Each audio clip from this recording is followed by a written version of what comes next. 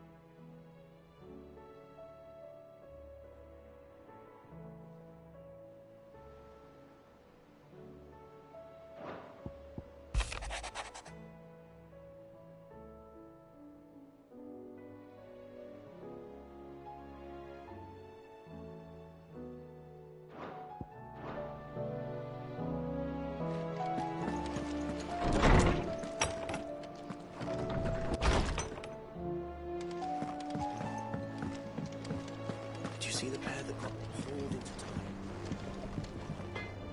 Yep. So, what'll it be?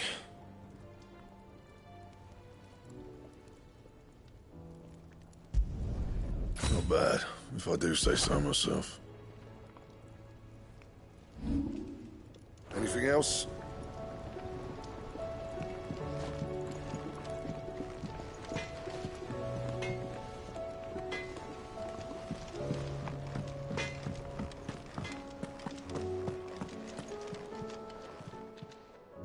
Aye, it's a dangerous world out there.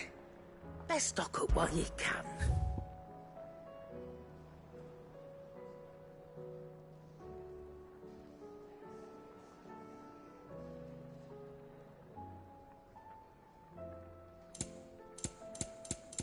Finished, are you?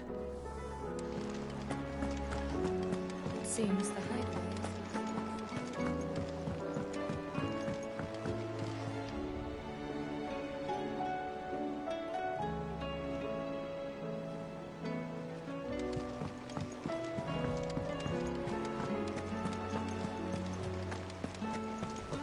Did you see that?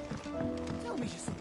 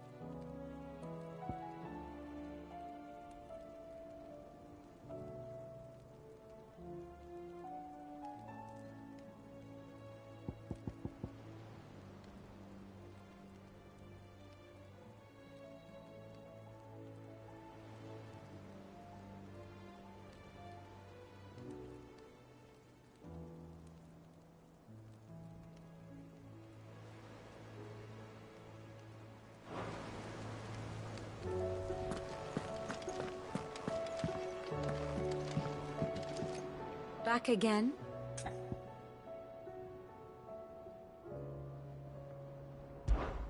Allow me to educate you. One must understand one's place in the world.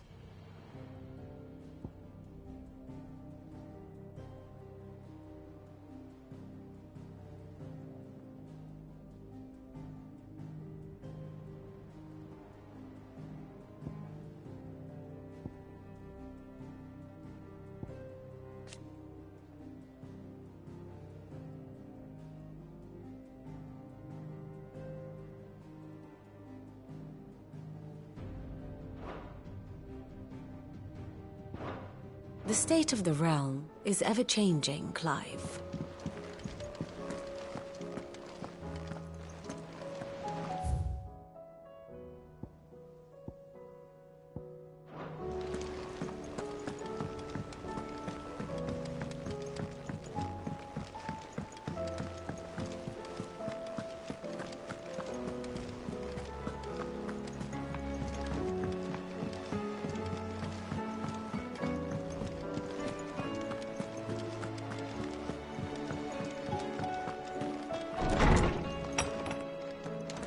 Is a storm coming soon?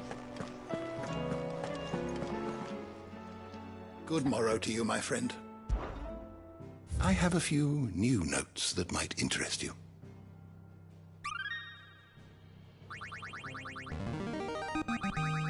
I have quite the find for you today.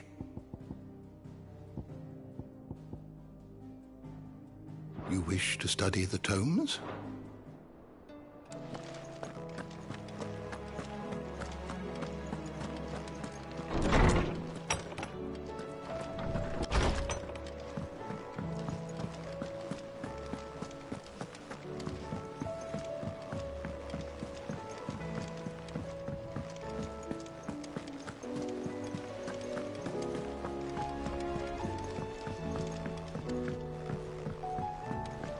There's talk of these skies. Look at those skies then.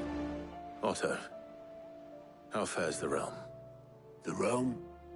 Oh, she's just fine. As long as you look past the fat storms out mother crystals and her skies are a roiling cesspit. And Gav? He's with your uncle in the Free Cities, helping Mid with her project. Sent an owl their way the moment the winds turned foul. Still waiting on a reply, though. Do you have any good news? Well, that depends on your definition of good. All right, fine. What do you suggest we do? Oh, no, I'm just the messenger. I leave the scheming to those more suited to the task. Could be that Lady Vivian and Old Tomes have their own thoughts on the current state of things. Could be that they don't. It certainly can't hurt to ask. I suppose not.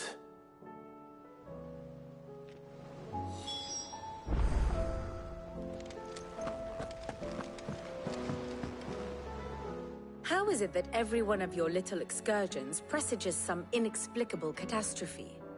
Not that you are to blame for the Dominion's fate. No one could have predicted the actions of the Crown Prince. I'm sorry I couldn't save your home. My countrymen are stronger than you think. A few toppled clock towers won't break their spirits. They'll be back on their feet in no time. I hope so. Look at us. Bluer than a pair of bog crabs. Tempting though it may be, sulking will not help us find a solution to this mess. You believe there's one to be found? I don't know. But I am certain we're more likely to find it if we first examine the facts.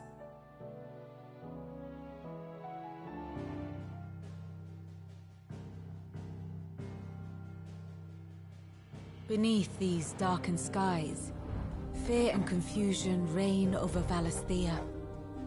Oh, the lands around the fallen Mother Crystals had already begun to wilt for want of ether.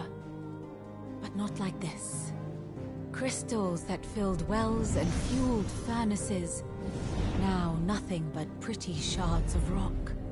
And those that hang from the people's necks cast nary a glimmer of light to keep the dark at bay. It is only a matter of time before the common folk convince themselves that the end of days is upon us. Yet I fear a swift end is more than we can hope for. While most of the world thirsts for ether, the remainder drowns in it, spawning Akashic in droves. And amidst the hordes of mindless beasts, with magics as like to fail as function, even the strongest nation would falter. Rosaria and the Iron Kingdom teeter on the brink of collapse, while the tragedy in Twinside has all but paralyzed the Holy Empire.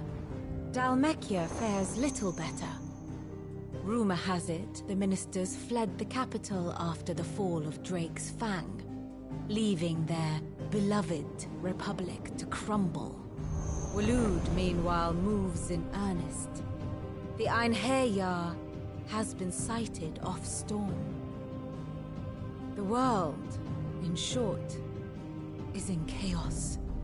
It would seem our civilization was nothing but a castle of sand, to be washed away at the whim of the waves.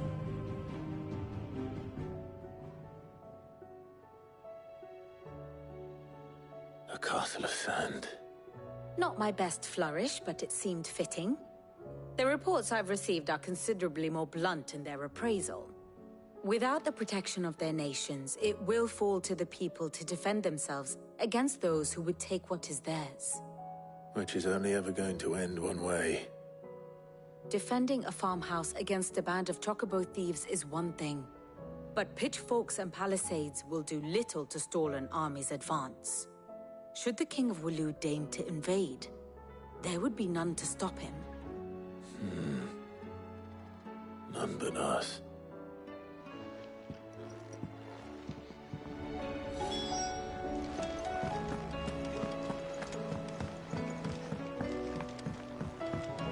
Did you see that? Tell me you saw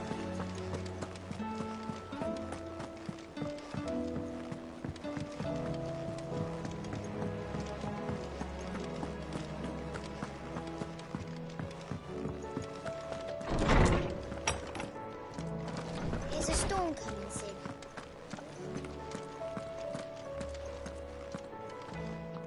Let me guess. You're here about the skies. Is there anything you don't know, Lawsman? It doesn't take a court astrologer to augur the obvious. As for what has disturbed the heavens, that, I believe, is a question the Fallen might be better placed to answer than I.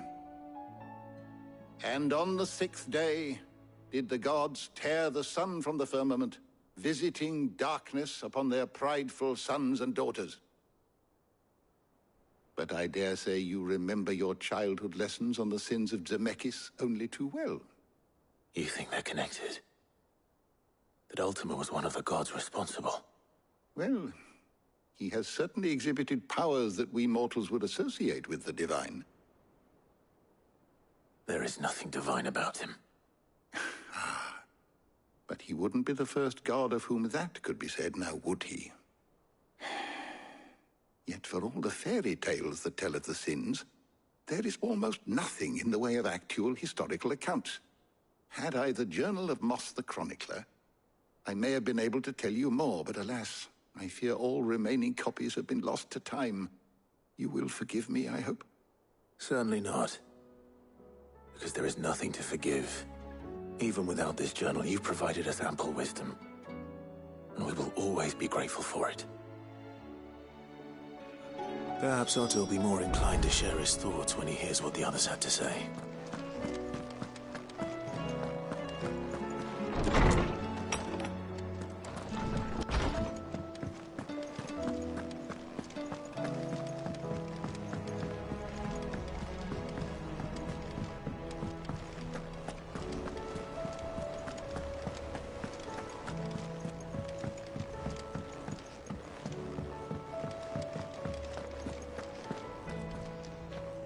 Clive, we have a problem. Only one. That would be a first. It would. Actually, there are 3. We had as many owls arrive while you were at the shelves. Martha's got a Akashic out her gates, and talk of monsters roaming the hills outside of Northreach has put the wind up Isabel and her lot. And don't forget Dalimil. Lubor says the village was raided by bandits. When it rains... It fucking pours. The curse breakers are spread thin, taking stock of the damage in the Dominion. And even if I could get word to all of them, I doubt they'd get here in time to make any real difference. Which means there's only 2 people who can. Jill and I. Let them know we're on our way.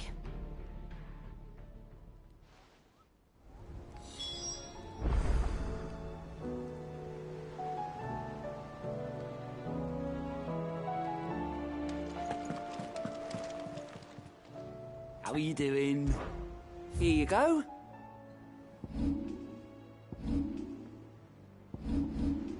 Always something in there.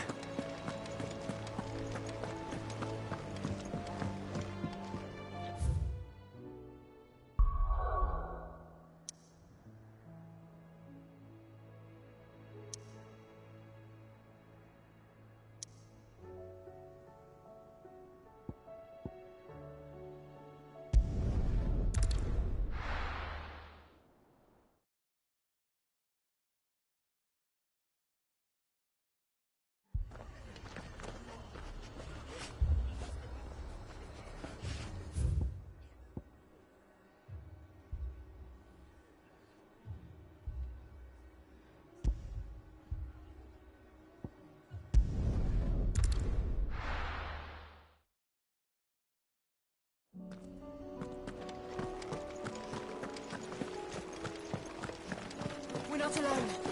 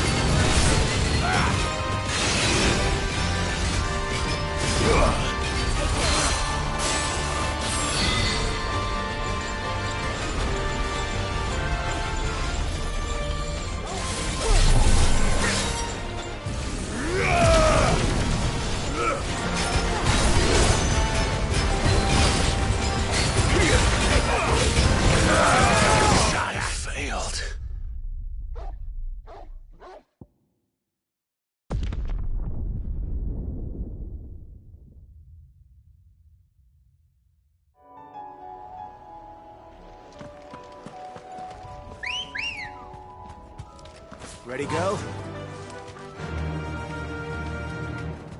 Fly, Ambrosia.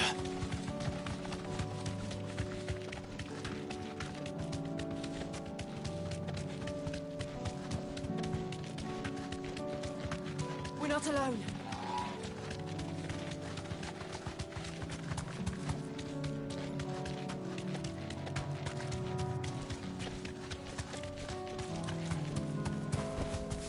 Straight home now.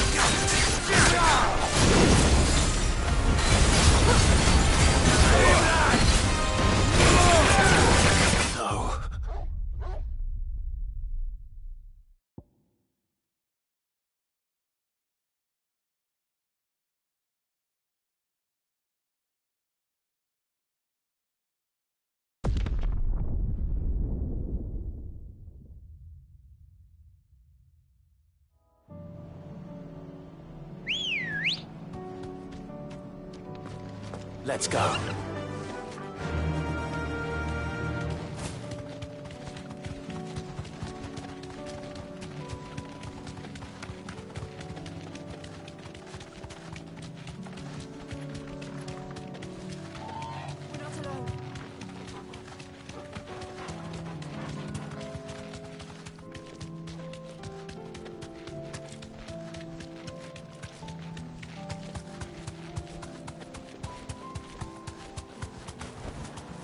Be safe.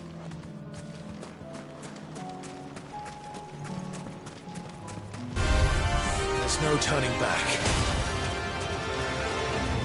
Clear that way.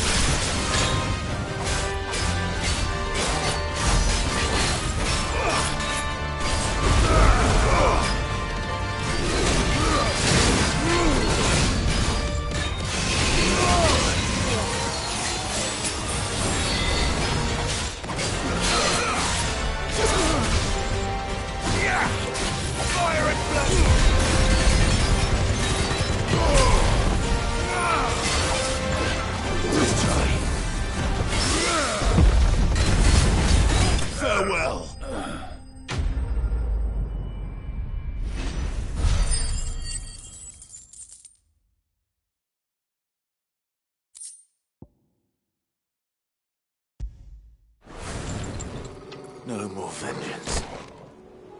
No more war.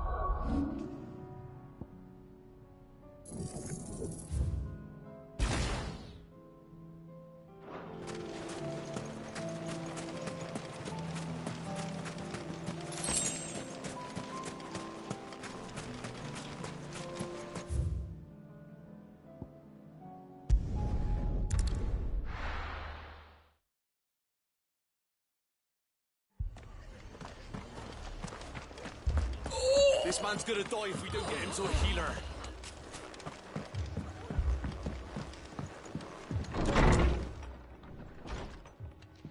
Martha. It's good to see you. And you, Clive. Jill? Otto said he'd been attacked by a Kashik. What exactly happened here? Those skies are what happened.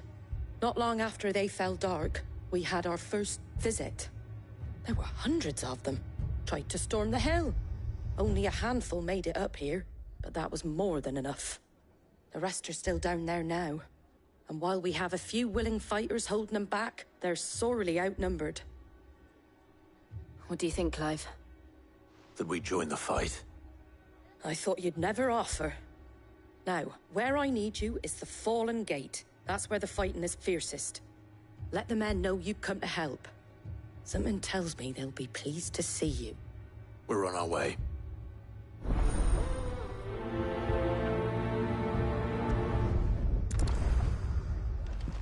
Do you think there are as many as Martha says? More.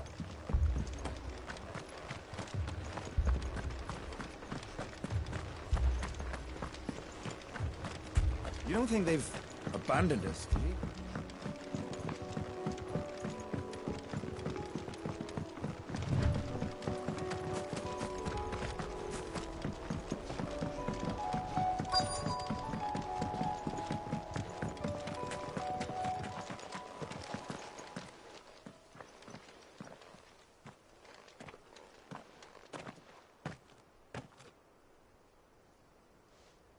Clive, wounded.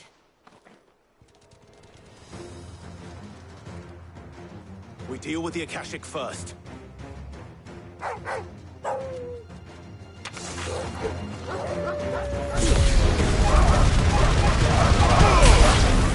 It's over.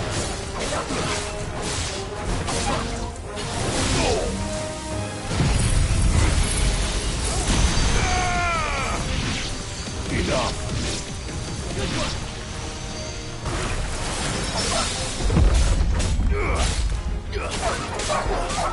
Farewell.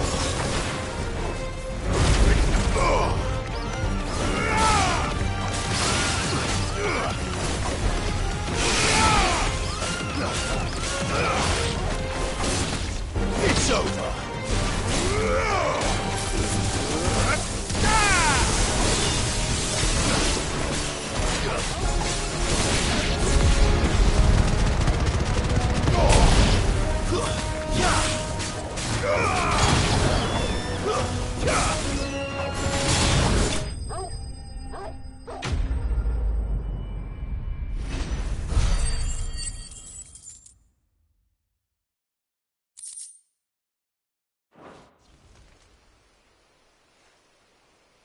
These men don't have the look of hired swords.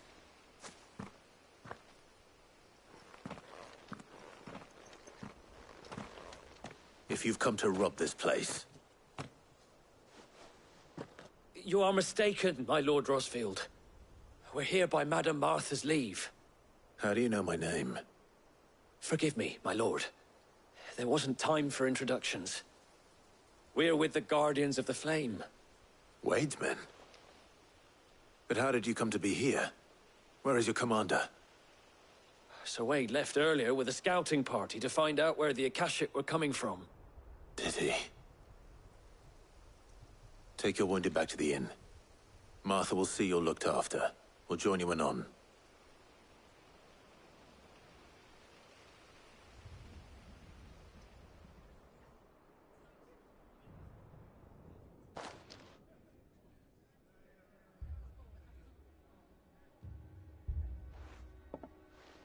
And to think you took them for thieves.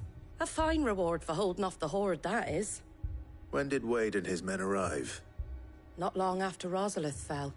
The Guardians asked me to shelter some of them that had lost their homes. They were making ready to leave just as the skies turned, and we agreed it was best we stuck together. Martha! Trouble! The scouting party's almost at the lift, but they got a pack of Akashic snapping at their heels! And they got wounded with them! They're not gonna make it! Damn it all. We'll worry about them, Martha. You look after everyone here.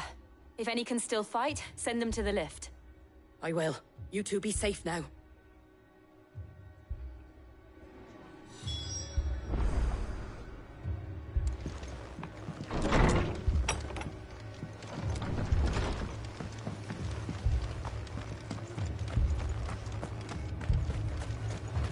Anything catch your eye?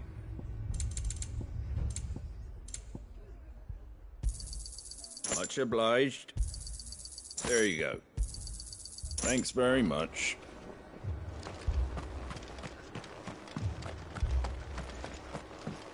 Mad dogs.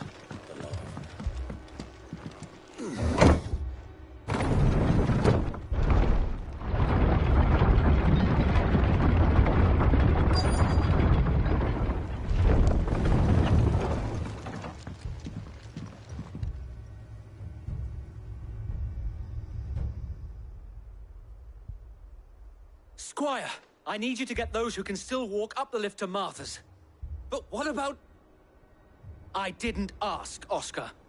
Sir. Sir Wade. Lord Rossfield.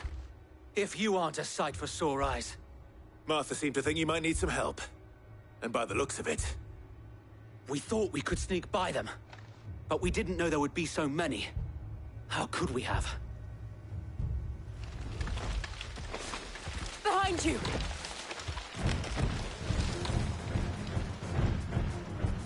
Damn it! We need to get the injured to safety. Do you think we can hold them off? We can certainly try.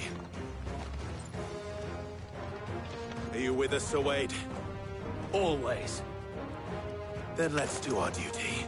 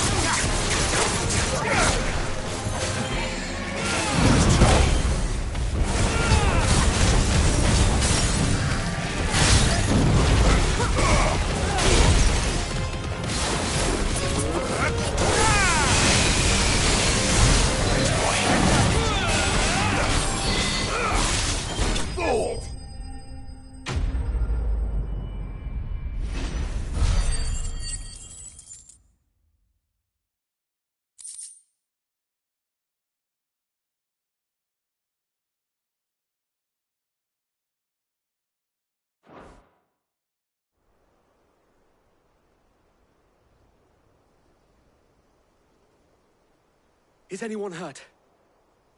I don't think so. And yet again, you've pulled me from the flames. It's just a pity I keep walking into them. You've never been one to shy away from danger, Sir Wade. Like any shield worthy of the name. I see you're all in one piece. Martha! Is something wrong? The lookout saw smoke coming from down Eastpool way. Too thick to be a hearth. A second horde. Feel like finishing the job. Always. Jill and I will make for Eastpool. You'll need to move the injured without us. Don't you worry about them. The moment my men are safe, I'll follow. Good luck.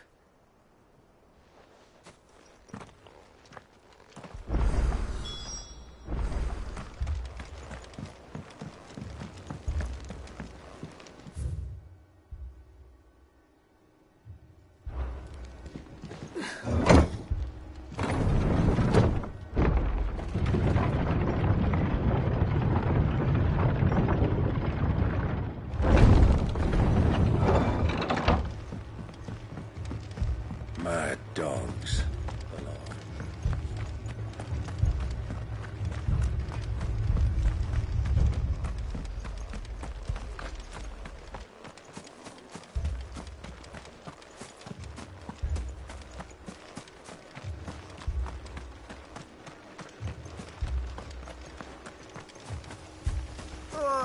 Just patch me up.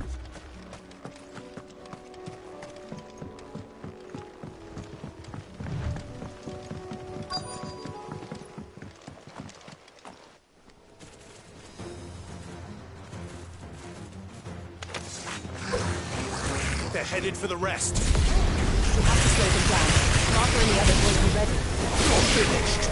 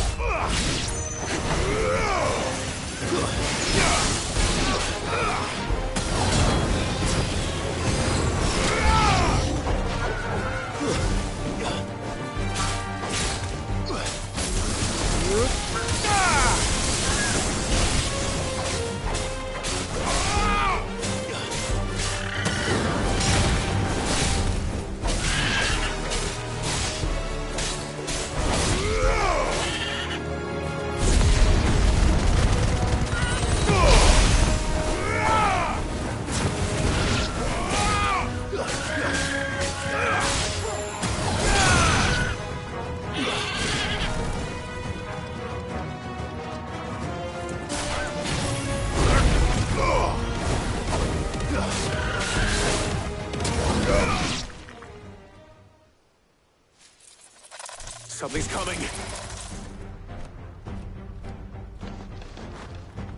Apologies, my lord. Did I miss anything? Only the first round, Sir Wade. Shall we?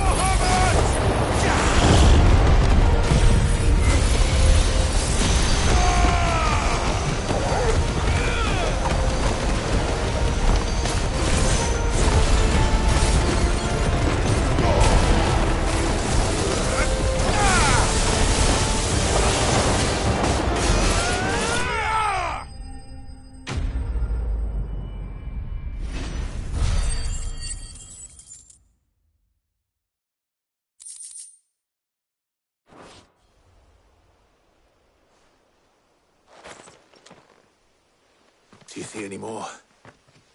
No. I think that was the last of them. But it won't be long before the next lot arrive. Then we make for Martha's while we can.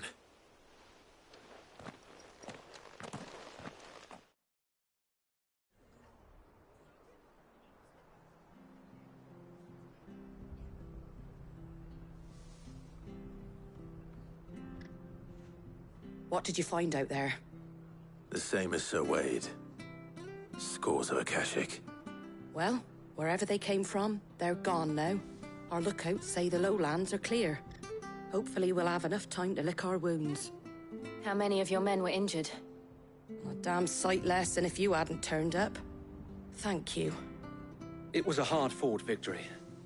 But as long as the skies remain dark, I fear the Akashic's numbers are only going to rise. It's not a matter of if the Horde will be back, but when.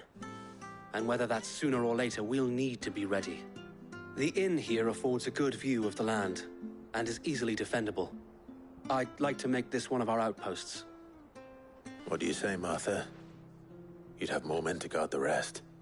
Well, when you put it like that, of course they can stay.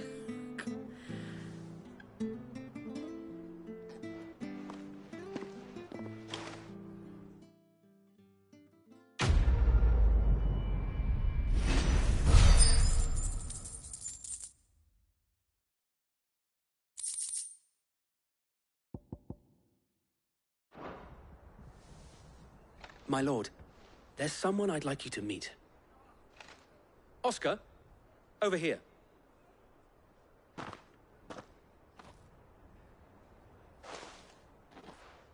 It is an honor to make your acquaintance, Lord Rossfield. I am Oscar. Oscar of House Murdoch. Murdoch? I wasn't aware the Lord Commander had children. Oh, he didn't. But his brother, my father, did. I am Sir Rodney's nephew. Well, go on, then. It's not for me to ask him. Yes, Sir Wade.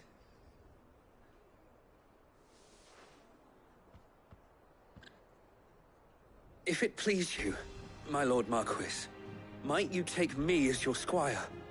I would learn the duties of a shield from the finest. I'm sorry to disappoint you, Oscar, but I'm a shield no longer. Nor was I ever the finest. And spending time in the company of an outlaw hardly seems a fitting education for one aspiring to take his oaths.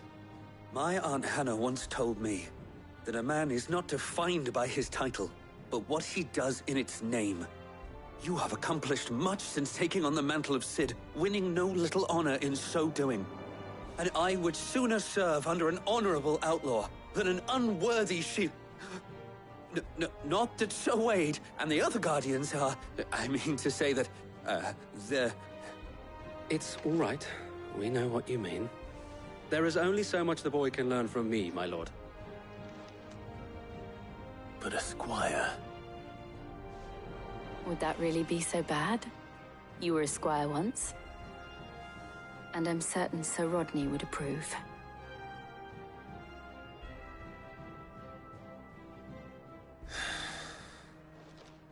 Know that I'll show you as much leniency as your uncle showed me. I would not have it any other way.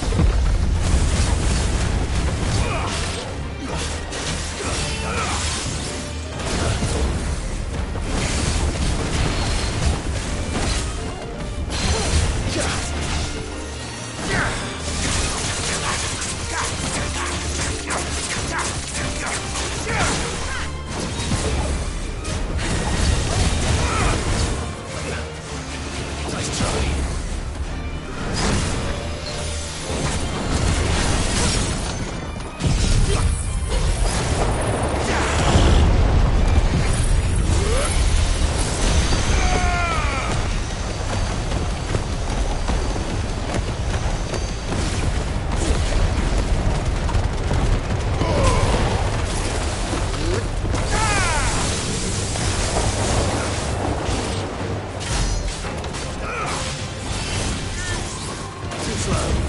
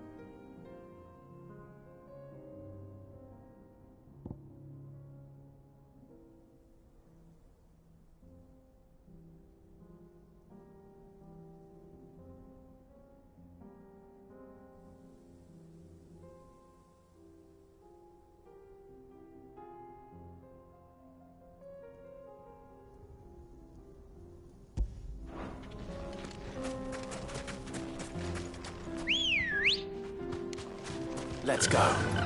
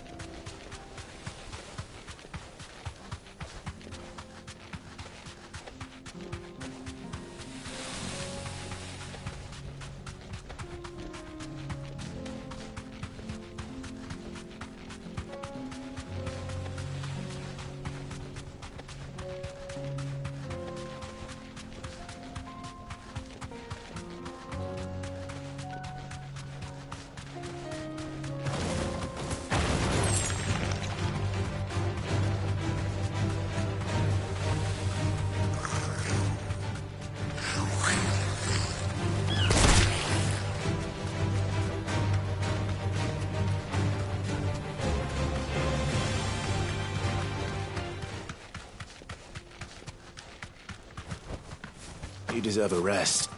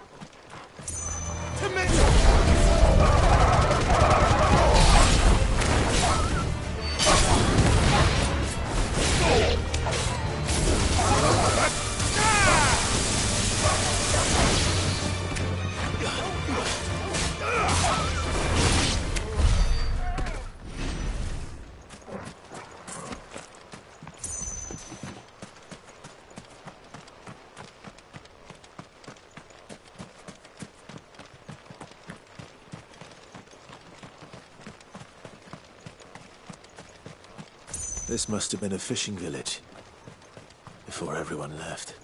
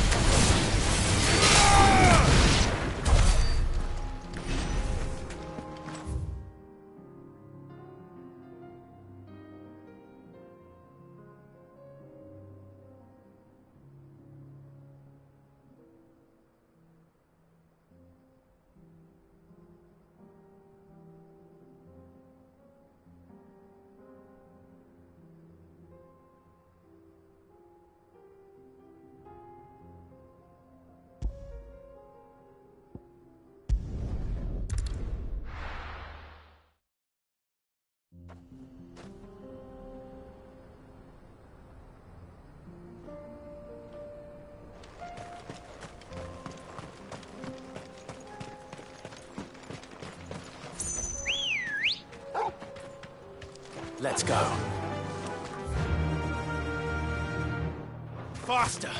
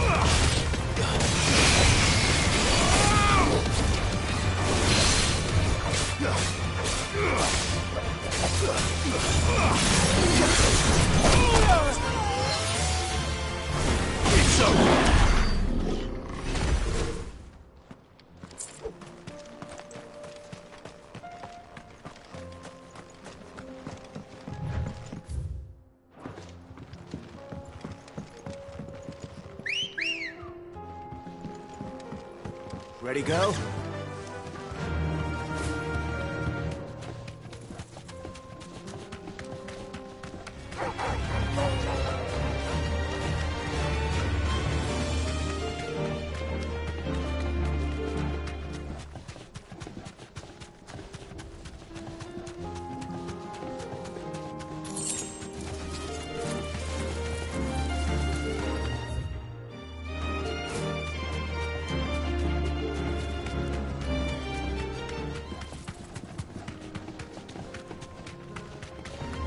This might take a while.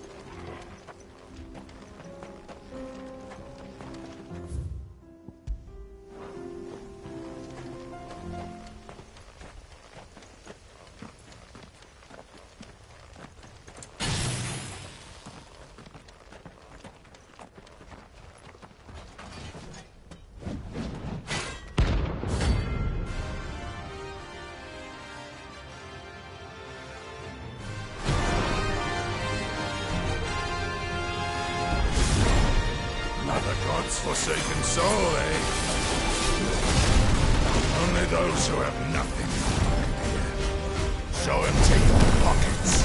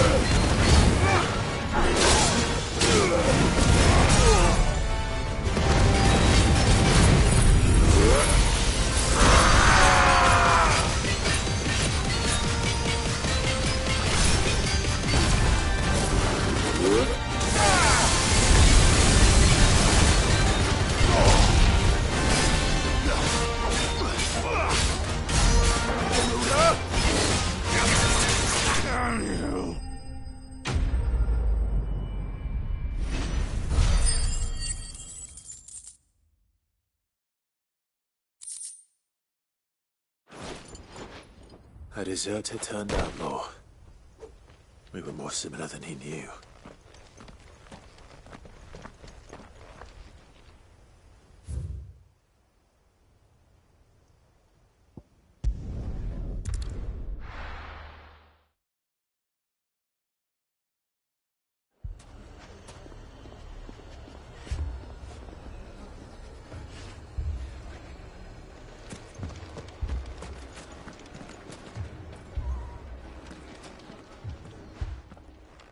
Sid. Your new companion appears much more formidable than your uncle. Should I be worried? You haven't been introduced. Jill. Clive has told me much about you. All lies, I'm sure. Your Stolas said that Dalamil has a bandit problem. Indeed. Although, you're a little late. They left with our food and guild days ago. Any idea where they went? The desert's a big place. Your guess is as good as mine. But the fact is, I have more immediate concerns. What did you say to me? What did you say? Ah, as if by magic. Let's just say we've yet to reach a consensus about how to solve Dalimil's little problem. And at this rate, it won't be the actions of the bandits which prove to be our undoing. It will be our own. Now, I've tried reasoning with the dissenting parties, but even the Desert Hare has limits. Perhaps we could talk to them. What makes you think they'll listen to us? What makes you think they won't? She makes a fair point, Sid. And you won't have wasted much of your precious time if you fail. They're just across the courtyard.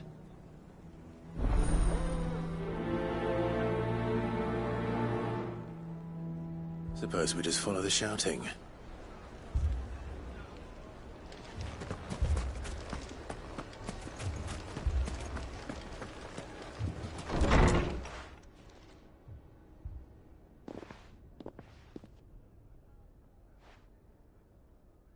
You wouldn't talk like that if it had been your men whose throats were slit.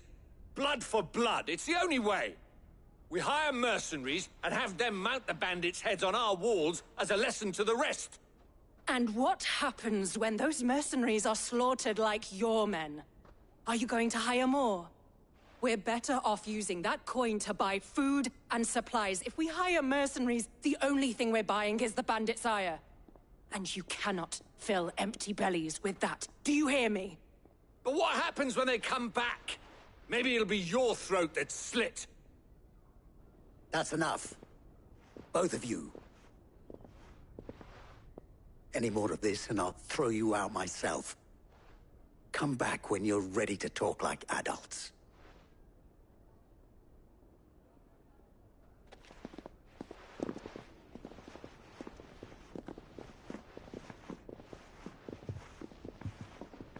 Victor. What's he doing here?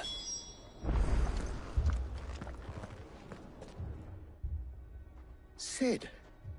And Lady Jill. What brings you here? I was about to ask you the same thing. Costness is in chaos, and the markets have all but ceased to operate. The Briar's Kiss here in Dalamil is the only place I can reliably obtain supplies. I was here to do just that when Master Lubor told me of his troubles. He thought I might be able to talk some sense into these fools. But if you're here, I suppose his patience must be waning. Who are those people? Those were the thorns in Lubor's side. And the reason this place might be headed the same way as Costness. It's these accursed skies. The darkness is enough to drive a man to madness. Or an entire city, for that matter. We're still working on the skies.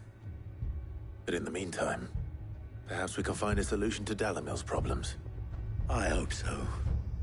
For all our sakes.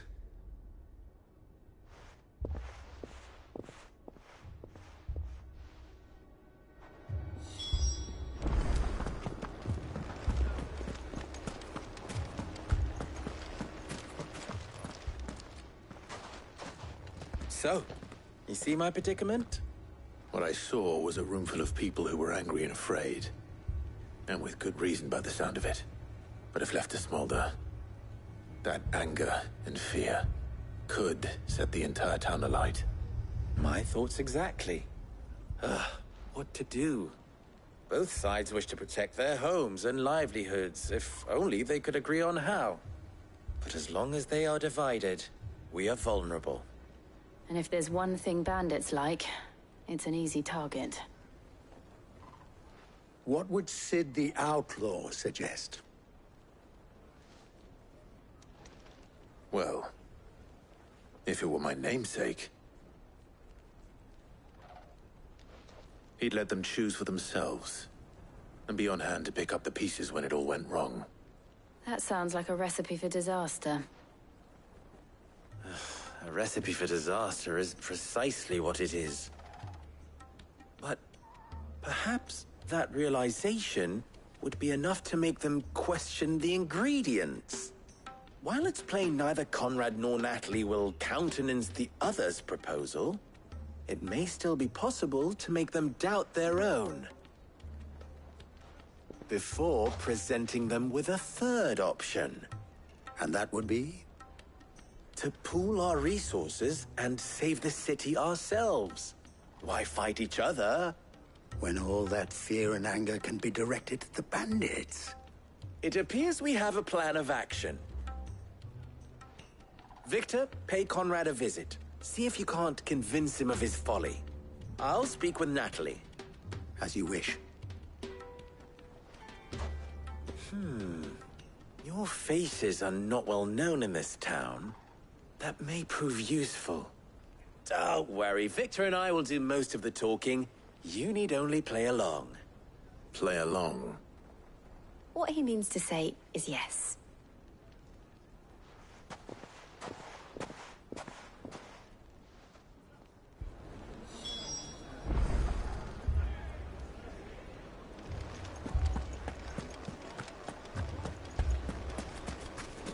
Picture it, Conrad.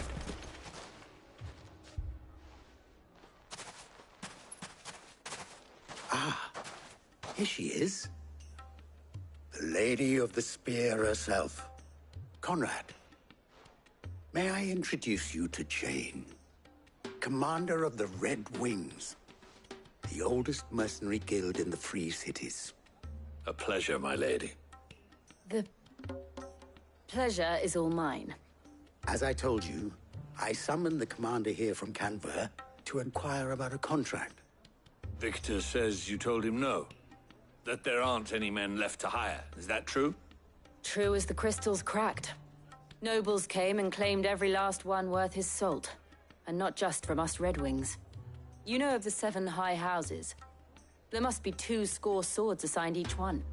Granted, we have a few boys left. If it's boys you're looking for.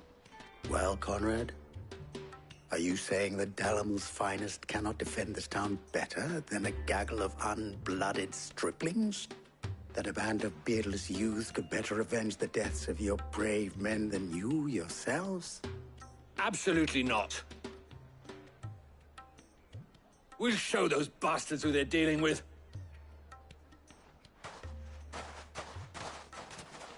I can't believe that actually worked. Conrad's not what you called the brightest candle in the crypt. And there's a reason why I had you do the talking and not Sid. Well played, my lady.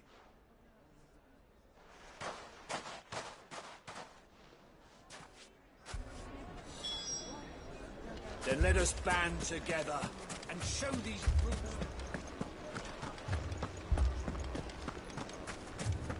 My shop. If I had my pickaxe, I would... I mean, it may still be possible to buy something, and... Ah, here he is now. Natalie, allow me to introduce Lord Underhill of Randalar's prestigious League of Merchants. Lord Underhill. At your service. Underhill? I was just telling the good lady of our conversation, my lord, and how you were lamenting the state of the capital's stores. Lubor says that not only are the granaries almost empty, but that war and the Blight mean this season's harvest won't be enough to fill them for winter. Indeed, certainly that is the case. The nobles in the capital are buying up the city's stocks of barley and wine, driving the prices higher than most commoners can afford. It is only a matter of time before the peasants revolt. It is worse than I thought. If what Lord Underhill says is true, I fear we have little hope of supplementing our stores, meager though they regrettably are. And while I applaud your endeavors to dissuade our more bellicose citizens from seeking vengeance, I sense Conrad is not wrong in his assessment of the bandits' likely return. Which means that now, more than ever, we will need to secure what little we still have. Food, weapons, herbs, everything. If our humble town is to endure not only this hardship, but those that are certain to follow, we must stand united. All right. If it will help to protect my home, I'll do it. But you needn't have gone through this charade.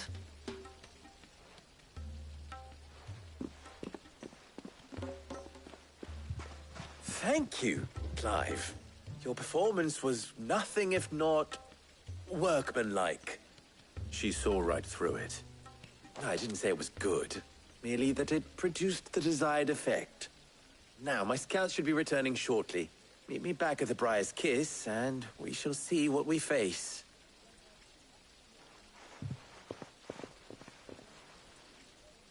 I'm not convinced our roles in this ruse were entirely necessary. I don't know. Conrad seemed quite taken with you. Mummy, I'm scared.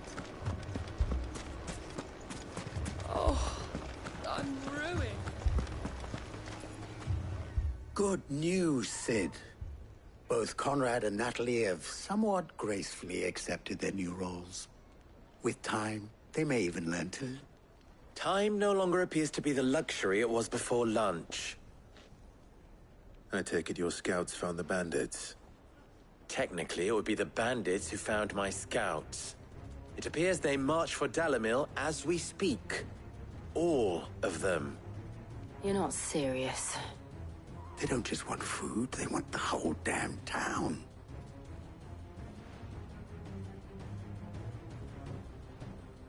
I have a favor to ask. I'm told the bandits march in two groups, one from the south and one from the desert, in a move doubtless intended to stretch our already gossamer-thin defenses. Very well. Jill and I will meet those from the desert. But what of the rest? The rest, my friend, the city shall fight. Together. Mistakes, I concede, are high. But if this does not unite Dalimil, nothing will.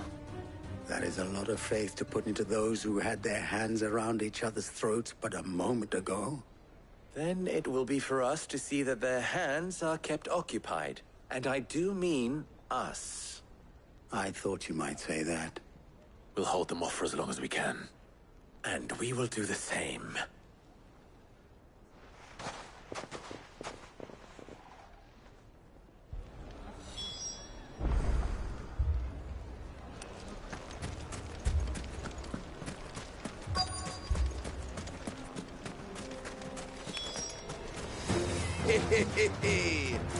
The women folk have come to welcome us. I'll take that one. It's all yours.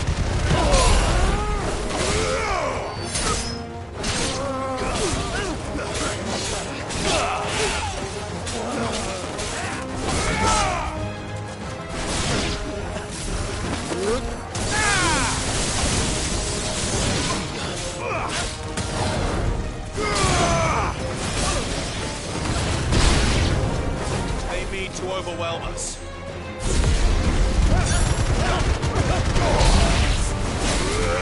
Stay down!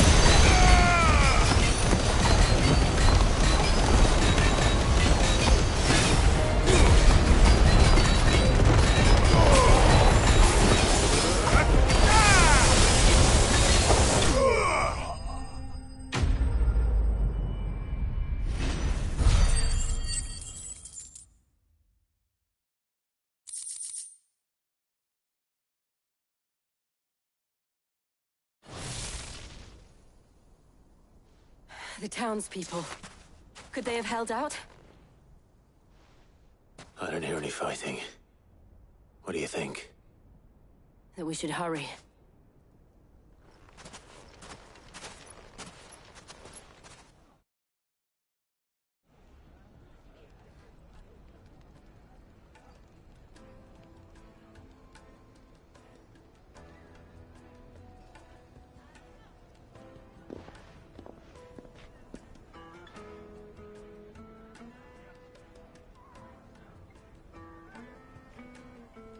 Natalie, I owe you an apology. You did well out there. The inn would have been lost had you not held the line. Without you, there would have been no line to hold. You saved us, Conrad. You saved Dalimil. We all saved Dalimil.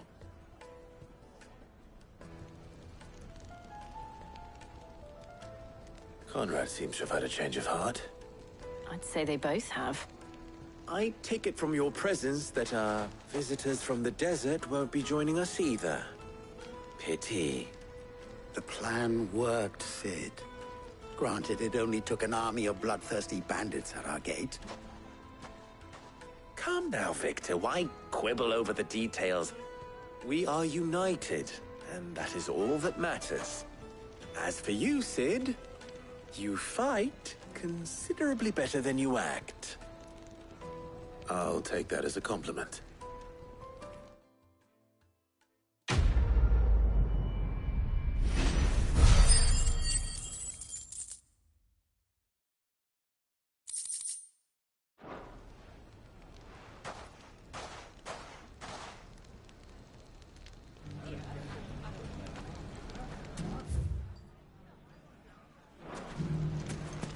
So, where did you learn? The bandits may be known, but look what they've left us. Mummy, The gentlemen of the town guard us.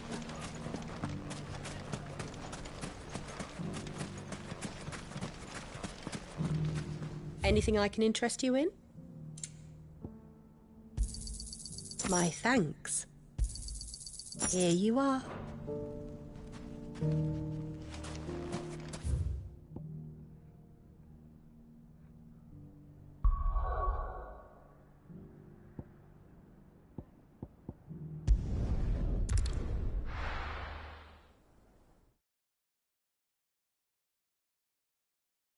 First we find Isabel. Heard a bloke saying he saw ghosts on the far side of the wall.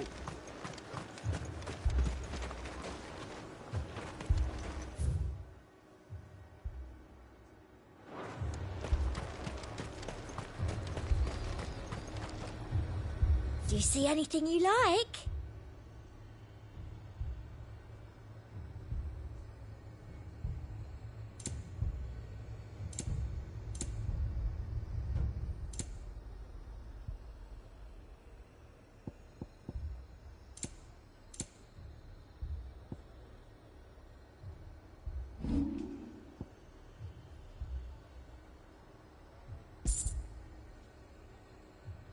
Come back again.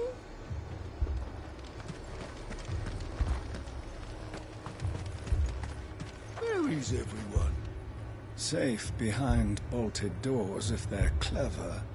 Likely dead if not.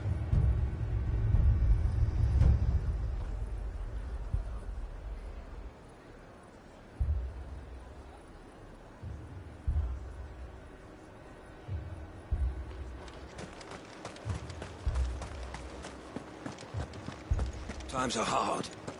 Your castle is both. The garrison's being sorely tested.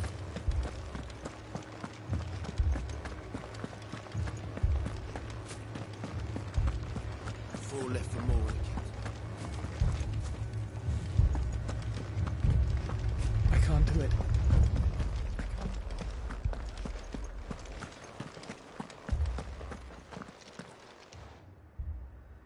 My lord. Milady.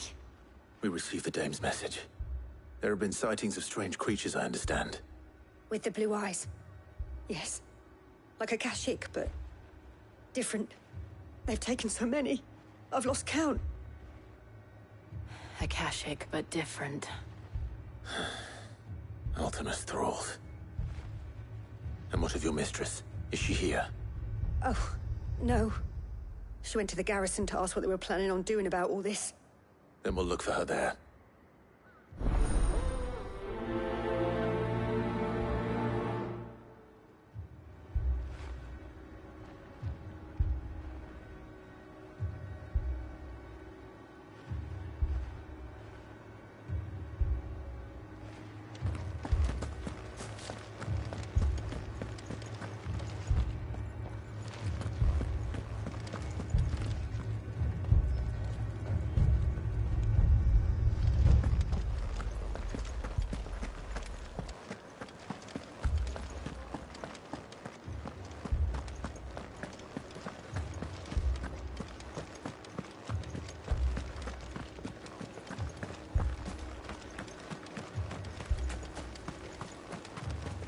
Madame, please! Half the garrison's been slaughtered by those things. We lost the captain this very morning. We've tried requesting reinforcements, but there's been no word from the capital or the Dominion in days! What more would you have us do? I would have you do your duty. Those at the Vale look to me for protection. And protect them I shall. Because they are my charges, and that is my duty. In case you have forgotten, the people of this town are your charges. But more than that, they are your people. Your sisters, your brothers, your lovers. So you have a choice. Lay down your sword and watch as they are slaughtered, or take it up and do what is right. She speaks the truth, you know. This here, it's all we have. It's all that's left. What we have left is our lives! Do you really want us to lose them as well? Not if we don't have to. Look, there's a cask under the captain's bunk. Let's talk about this over a drink, eh? I'm listening. I'll have a word with him.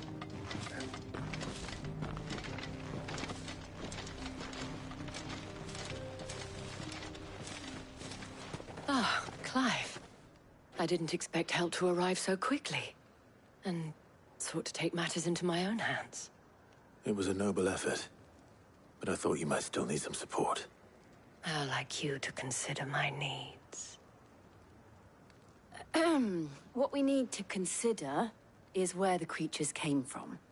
The way the survivors speak of them, one would think they appeared out of thin air. And perhaps they did. It's hard to know what to believe these days. We'll talk to the survivors.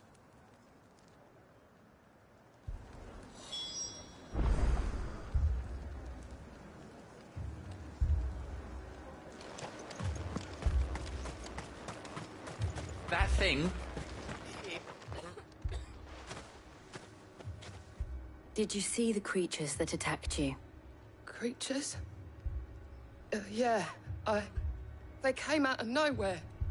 They went for Joseph first, then me, and then they were just gone. Do you remember where you were? On the road from Oriflamme. We just passed Moor when... Where's my Joseph? It's all right. Just rest now.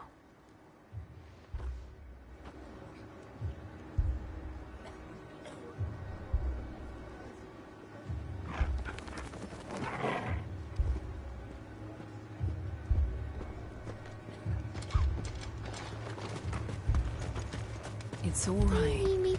My family. You're a pikeman, yes?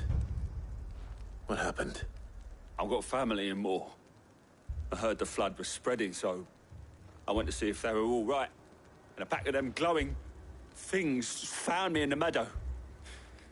I ran for my life. I never did get to the village. Leave that to us. At least we have an idea of where the thralls might be now. We should head for more.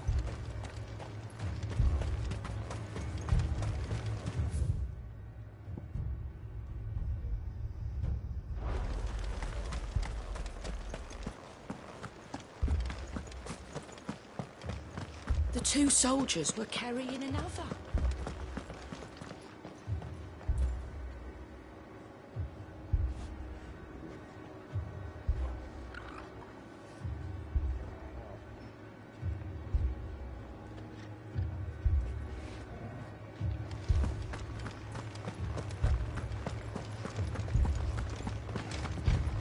It was all they could do to escape.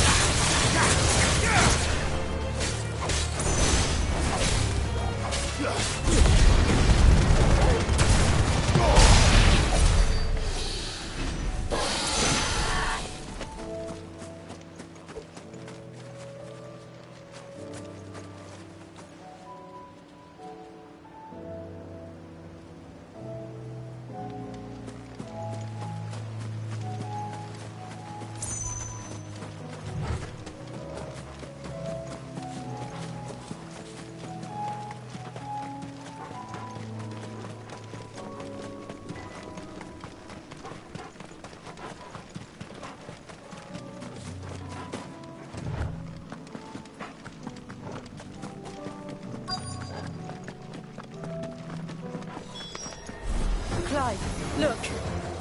I see them. With me!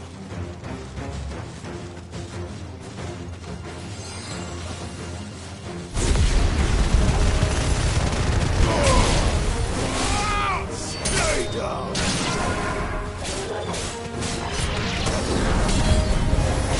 Should I prime? Save your strength.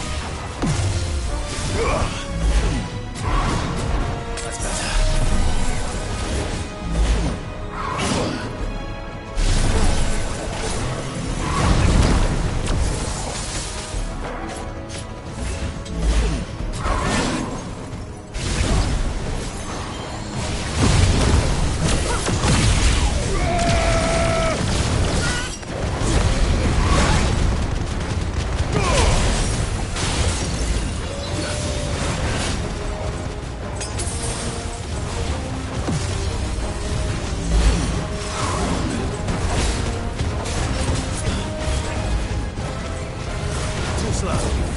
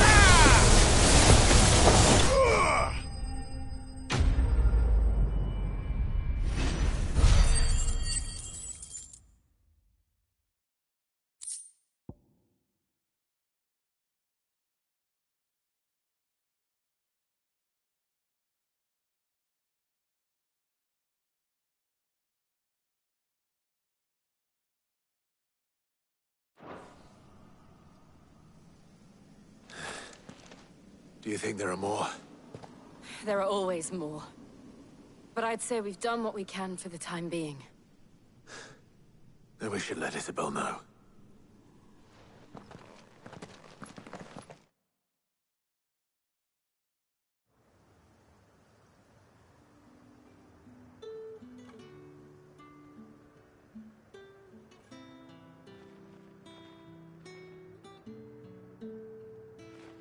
You have the town's thanks.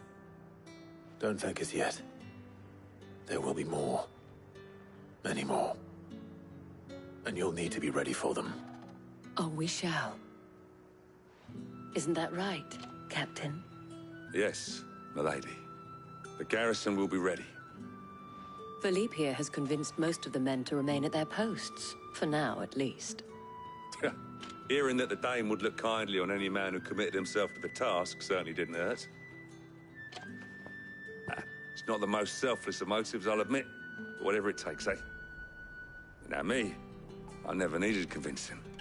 I became a soldier to protect the people I love. And the people I love include the ones standing before me. Handsome and chivalrous. Now, if you don't mind, I have sentries to post. Milady.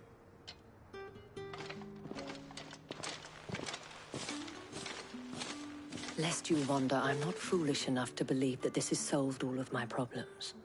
But it has solved one, and that's one fewer than I had this morning. Thank you again, Clive.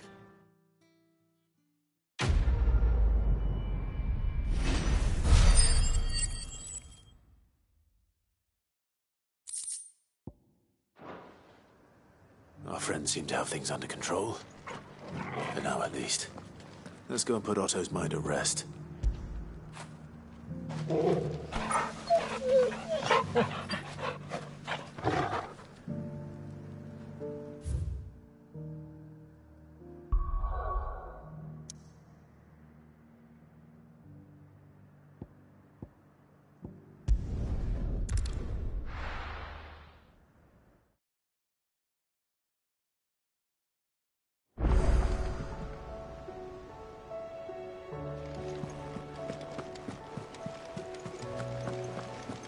Did you see that? Tell me you saw that.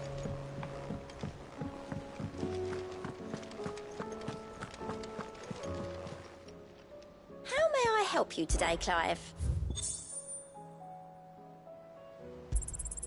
Here you are. Come again. I may have more for you.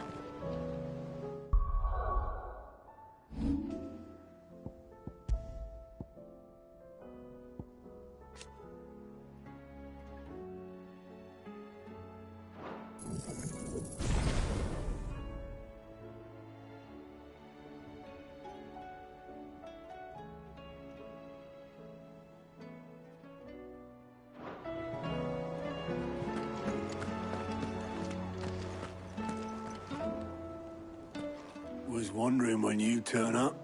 Had owls from all our friends thanking you for your timely intervention. How is it you always manage to arrive at just the right moment? Luck, I suppose.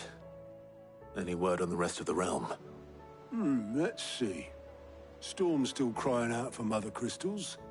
The nations are still in chaos. And the skies are still the colour of a kick in the kidneys 2 days on. So... Right. Clive, we knew this was going to happen. Well, not the bleeding skies part, but you take my point. Now's not the time to second-guess yourself. Now's the time to visit the infirmary. Talia says your brother's awake. Thank you, Otto.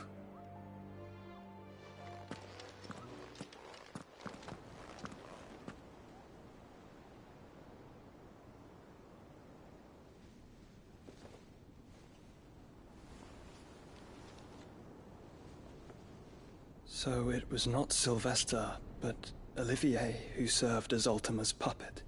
And when Dion learned of this, he sought to slay the fiend.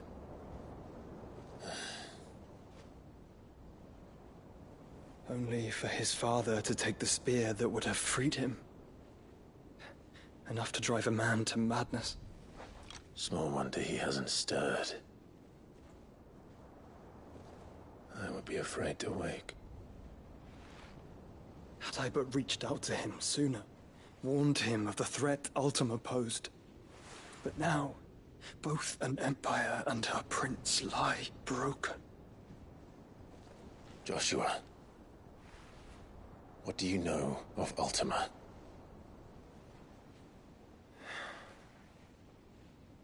Very little, I'm afraid. Despite my best efforts. 18 years ago, as I lay buried beneath the rubble of Phoenix Gate, 'twas not death who came for me, but another. And it was while in my rescuer's care, I first heard of Ultima. I've been chasing his shadow ever since. Ultima is driven by some deep, dark purpose, and for whatever reason, it would seem you are crucial to his designs. He will stop at nothing to have you, even if that means toppling an empire. But why me? What possible use could I be to such a creature? That is one of many answers that have eluded me. Yet, I am certain of this. It is not mere chance. You were chosen for a reason. All dominants carry within them the might of an icon. Nigh limitless power that is at once acutely limited. I wield fire, and only fire. And I only ice. 8 wardens for 8 elements. But you, Clive. You are different.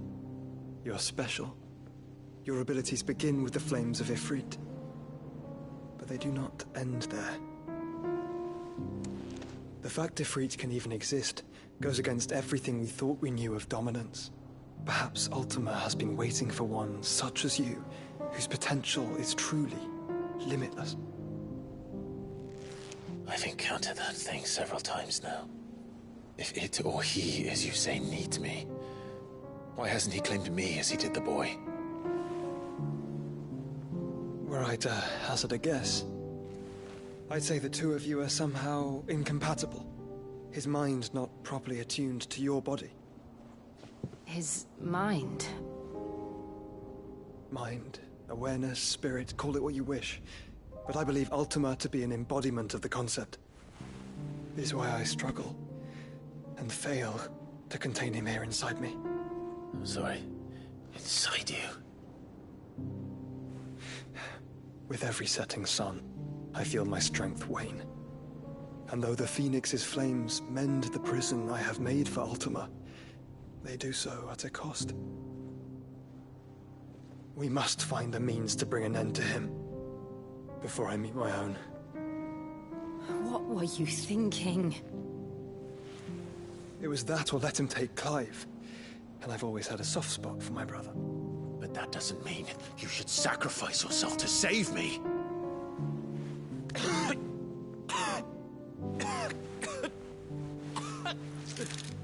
Joshua. Clive, it's Gav. His There's an army of Akashic at the gates of Canver.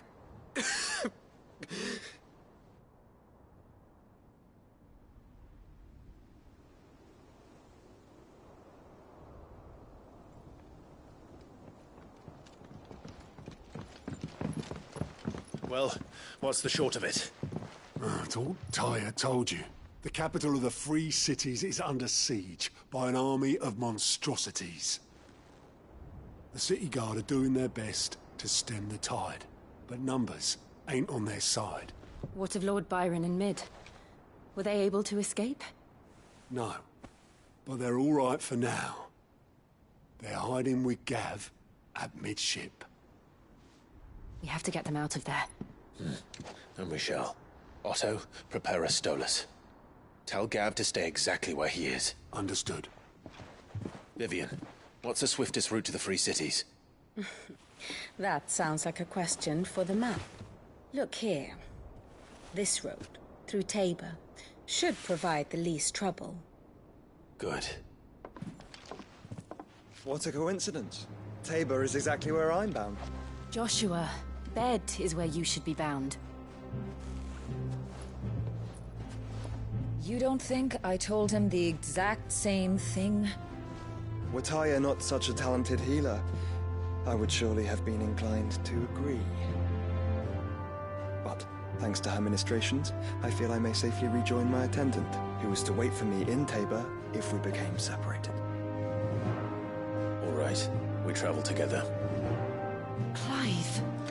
If he stays close to me, he'll be fine. Thank you, brother. I'll look after him.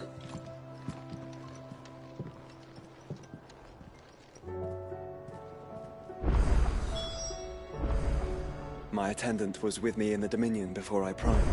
She would have watched the battle unfold and witnessed its outcome. I trust she'll be waiting for me in Tabor, where I can finally introduce you.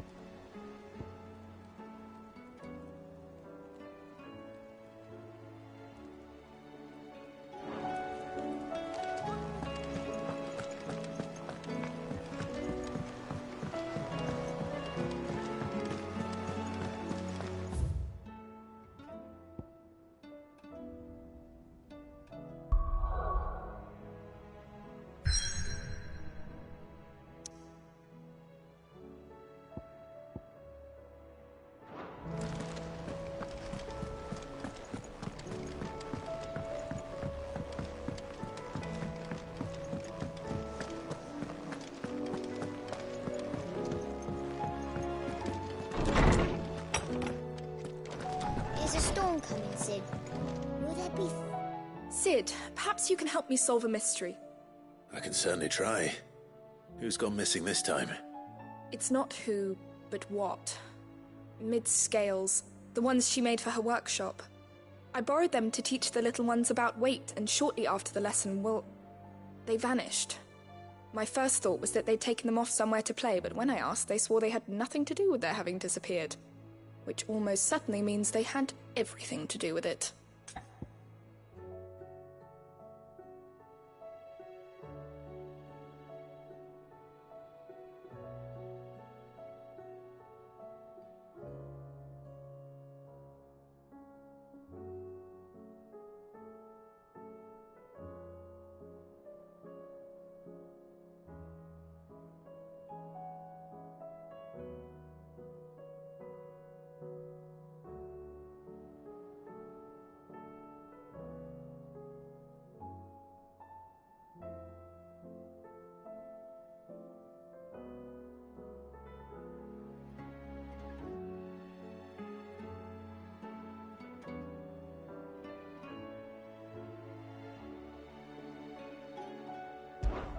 Perhaps a visit from Sid will jog their memories. I think it just might. Thank you. I don't like to imagine that my pupils would lie to me. But if they have, I'll have no choice but to discipline them accordingly. They were in the atrium when I last saw them, as always.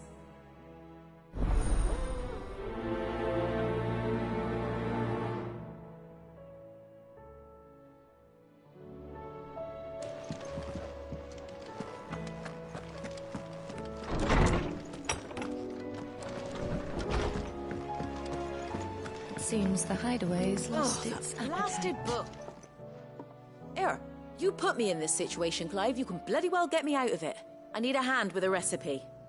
Are you sure it's me you're looking for? I'm not much of a cook.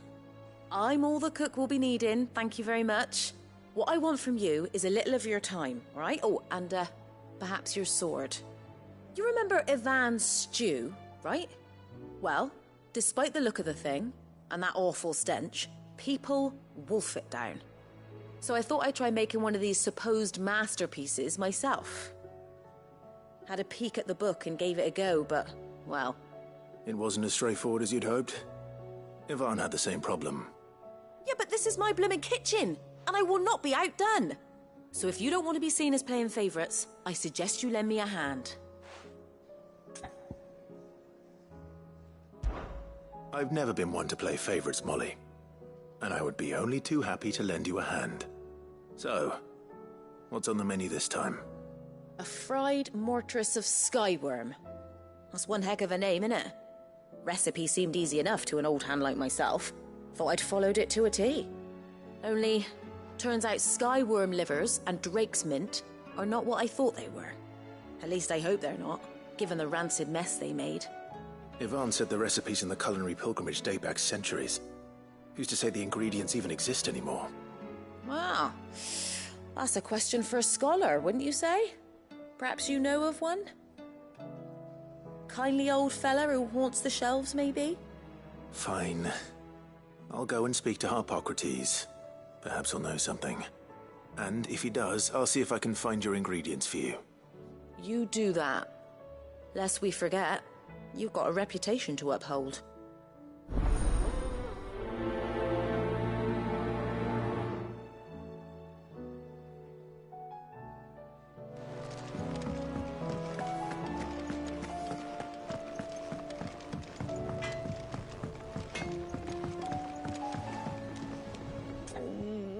What am I gonna do?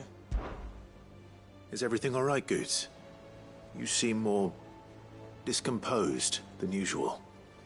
Oh, I don't know what that means, but I'm in a bit of a muddle. Oh, I think Nan might be in trouble, and she's... It's all right. You can tell me.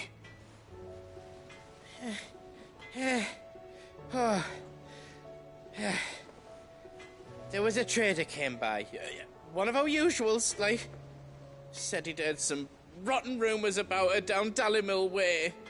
Folk are saying she's been selling to bandits and cutthroats and that. I mean, she's fond of a chance to make a coin or two, aye, but she'd never do business with baddies. Especially not the kind who go hurting people who haven't done out.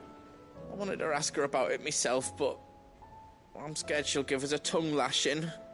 She'd never give your tongue a lashing, though, would she?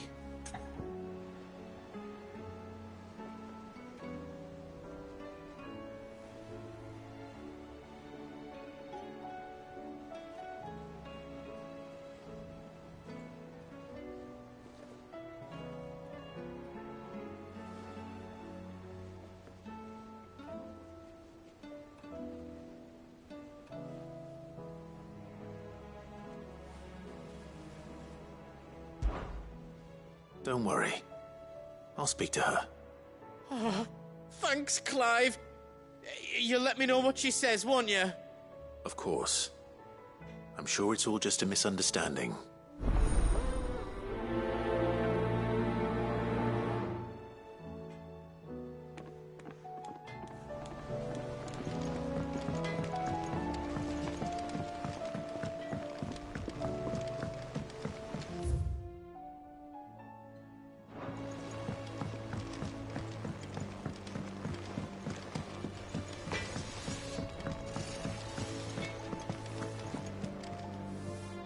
Lady Karen.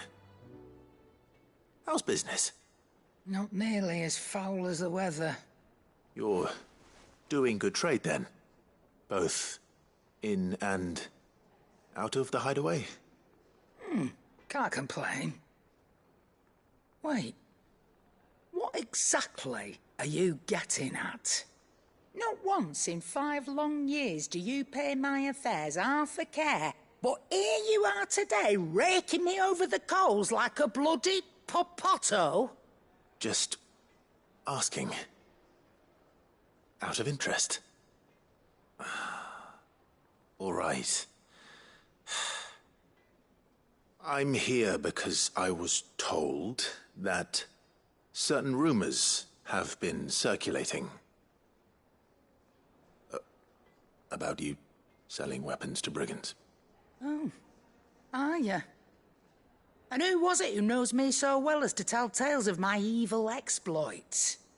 I didn't exactly hear firsthand. All I know is that someone in Dalimil has been spreading word to that effect. And what? You believe it? You think I'm profiting off the blood of innocents, do you?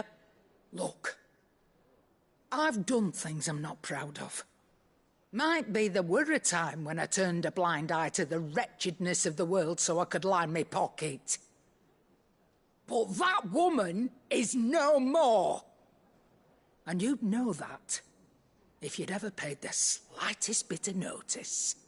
You're right, Lady Karen. I apologize. It was wrong of me to doubt you. Aye, it was. Now, I reckon you've got better things to do than pointing your do-gooding finger at a poor old woman. Of course. Good day.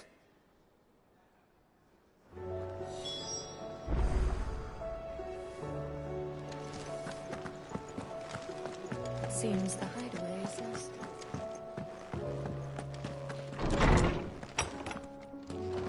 Is a storm coming, Sid? Lawsman Harpocrates.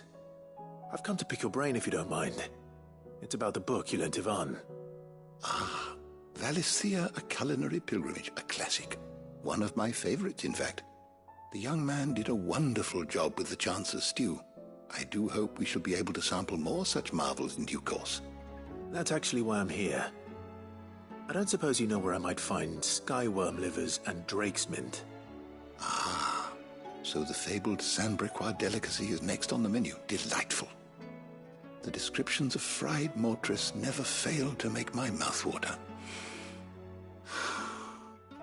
Now, skyworm is a somewhat antiquated name for the wyvern, their ground livers being the paste from which the mortress is made. Dragon livers. How very Sandbrequois. One would have thought the disciples of Bahamut would have a touch more reverence for their icon's brethren, but apparently not.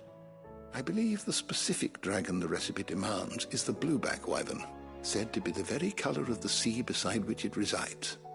So we know where to look for our liver. But what about the drake's mint? Saint's bonnet in contemporary parlance, a herb which grows along the North Reach coast. I gather that one can locate the cheerful yellow flowers by their heady scent alone, so I'm sure you'll have no trouble finding them. I may add that people once believed game was best served with the flora that sustained it in life, in which regard fried mortress of skyworm is undoubtedly a typical dish of the time. Meaning that if I find one, I find the other. To Northreach, then. Best of luck, Clive. And do save me a bite once the dish is complete.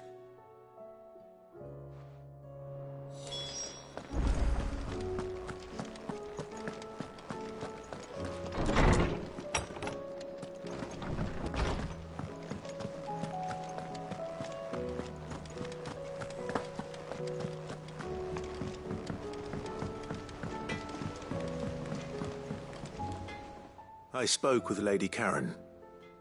What did she say? That the rumors were unfounded, and that I was a fool for thinking they might hold any truth, along with some other things that made her feelings clear. And while it sounds like she may have done things she regretted in her past, she says those days are behind her. Oh, well, that's good. I knew Nan wasn't caught up in out bad. But why would people say she was? What did she ever do to them? It's not right. No, it's not. But people do things for all sorts of reasons. Perhaps we'll never know. Well, I'm going to find out. That trader, he said they were all talking about her in Dalimil. So that's where I'm going. I'll find someone who'll tell me, you'll see. Are you sure that's wise? Whoever's spreading these rumors means Karen ill. Oh, right. But that's why you'll be coming with me, isn't it, Clive? I suppose it is.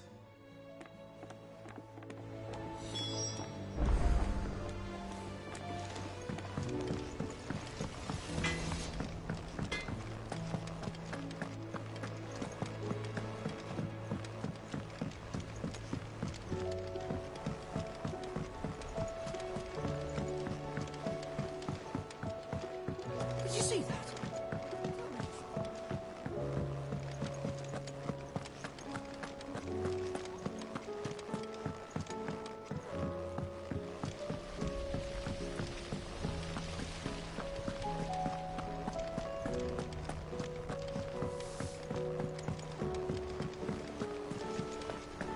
What do you reckon we should do?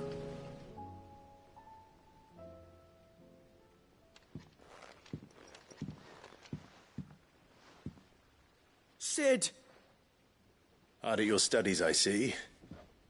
And what is that? It's not a set of scales, is it? No. Of course it isn't. Well, not anymore, it's not. Oh, And just how long hasn't it been one? we're sorry. But we didn't break them. We dismembered them. Just like Miss Mididol showed us. Miss Mididol? And why would she have you dismembering her creations? Because that's the only way to become a ninja-neer. Miss Mididol said, the best way to see how something worked is to take it apart and put it back together again. Well then, your work is already half done. Carry on. About that. The taking apart was easy enough, but it's the putting back we can't work out. Speak for yourself. The heavy thing goes at the bottom. Then...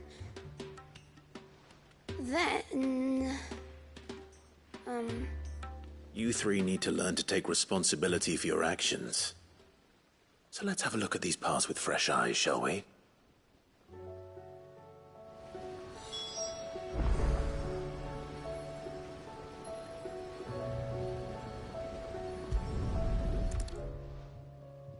All right.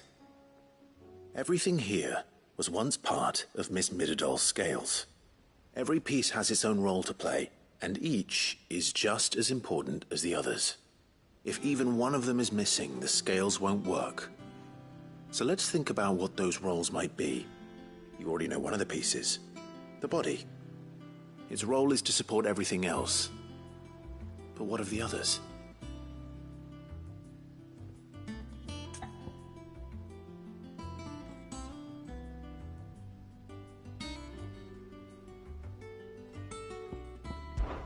This is called the arm. Why do you suppose that is? It doesn't look much like an arm. You're right. It looks more like a wing. Like a chocobo wing! You've ridden a chocobo before, haven't you, Sid? Will you teach me to ride one day? I'll think about it. Now, what do arms do? Hold things. So wait, maybe this arm holds things too? Good thinking. You're on the right track.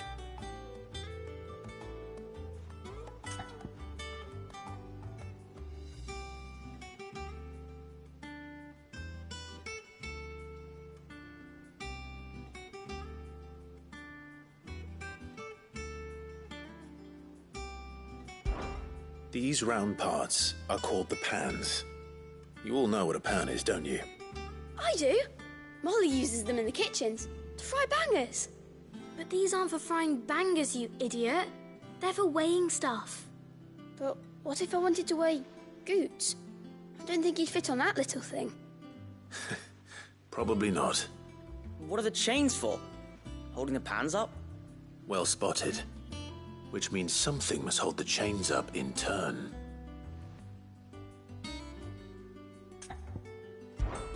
This tiny piece is what's called a cogwheel, or gear. Have you ever seen one before? I have. Miss Miradol's dungeon is full of them. Most are on the floor. She puts them in all her inventions. They spin round and round and round and round and... That's right. They're very useful when you want to make things move. Do you remember if there was anything on the scales that moved? I remember the arm moved when I tried weighing an apple. And then somebody ate it. Not my fault. You shouldn't have tried weighing it before lunch. You know what part's supposed to move and how it's supposed to move. So, let's put the pieces together first, see what doesn't move, and then stick the cogwheel to that. Not a bad idea. You see? It's not so difficult. So, now that we've taken stock of the parts and learned what they do, what do you think? I think we've got it. Then here's what we'll do. You tell me what goes where, and I'll put the scales together. Well, obviously you need to start with the body. All the other pieces fit onto it, don't they? And the arms go on the body, just like real arms. Or wings, if you're a chocobo. And then the arms hold the pans by the chains. Very good. Let's see if that works. There. All finished.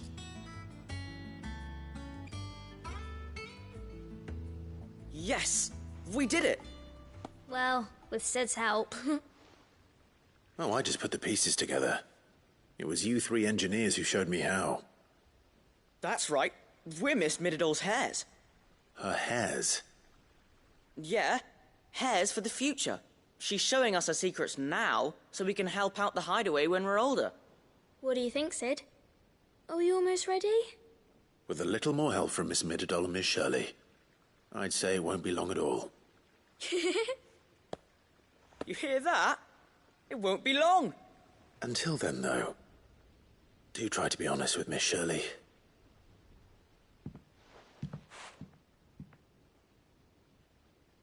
Hey, look! We never used the cogwheel. You don't think Sid forgot about it, do you?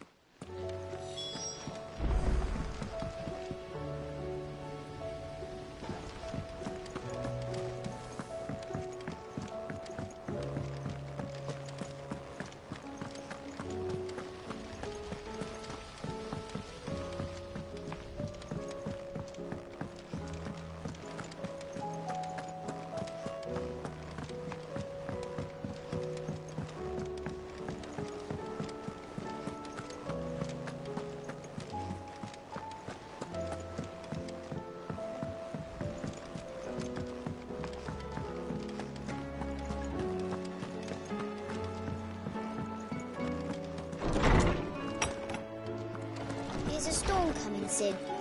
Will there be... Well, did you solve the mystery? It was as you thought.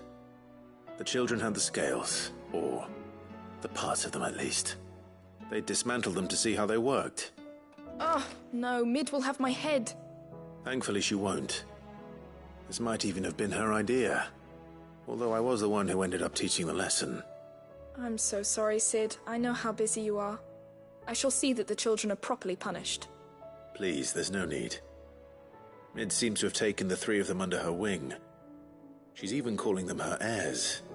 She'd have them follow in her footsteps. And her father's. I see.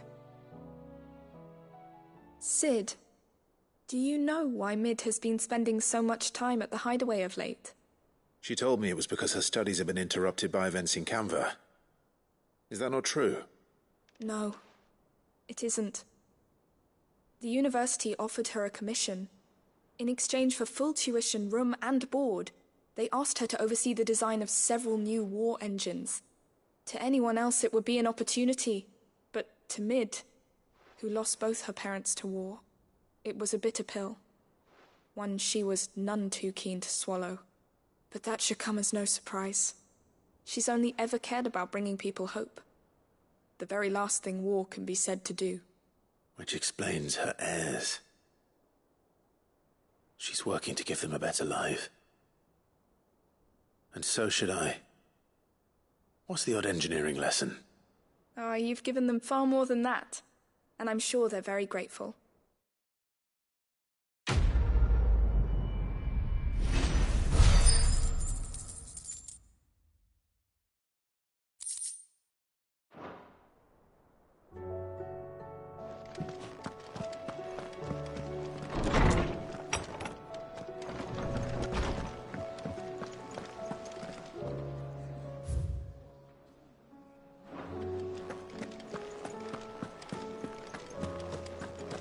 Did you see the pair that got hauled into tires?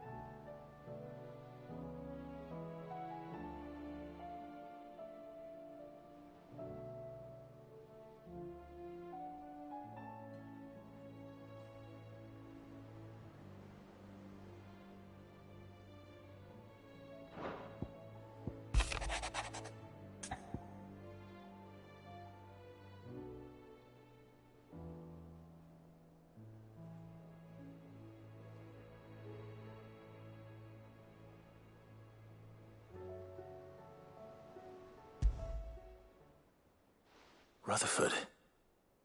Wasn't that the name of my uncle's manservant? Why would he be at Martha's Rest?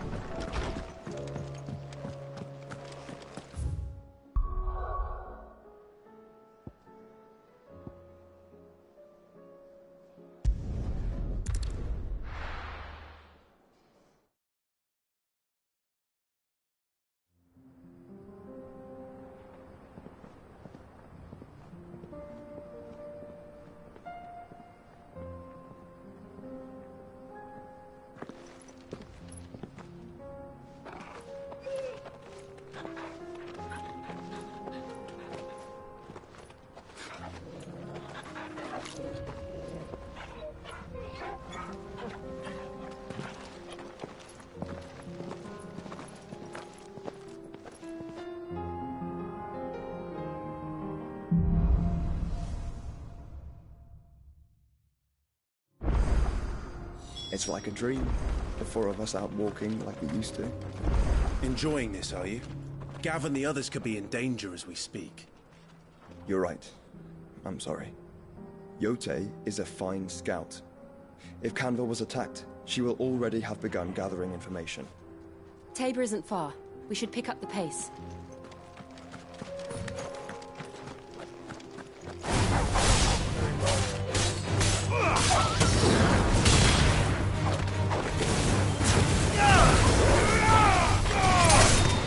Finished!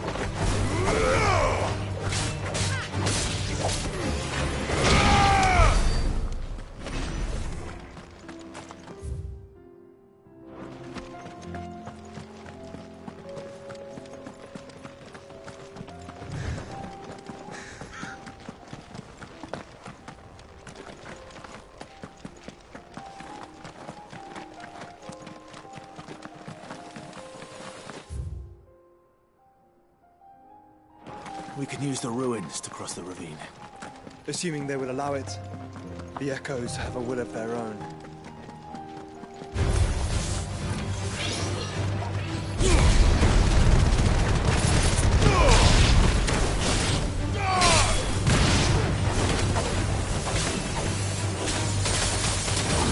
It's over!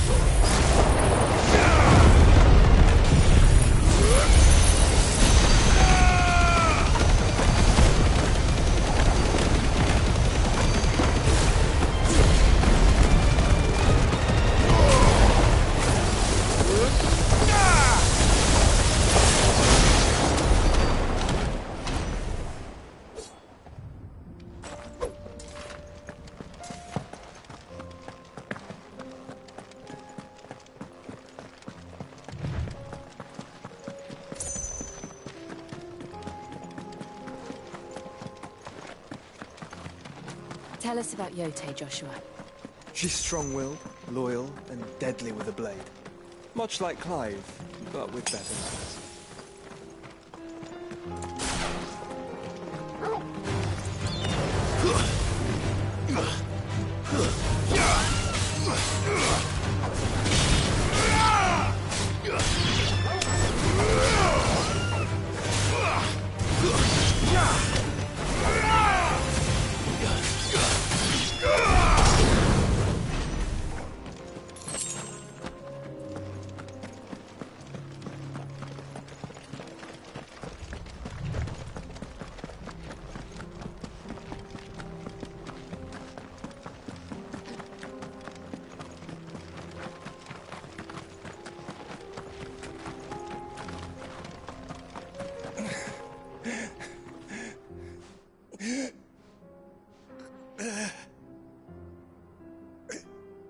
You're injured. What happened here? Where are your comrades? The ether flood up ahead. It swallowed our camp while we slept. My own men did this. Turned every last one of them There's a village not far from here. Tabor. The people were kind to us. It's only a matter of time before they won't stand a chance. We can't let those monsters reach the...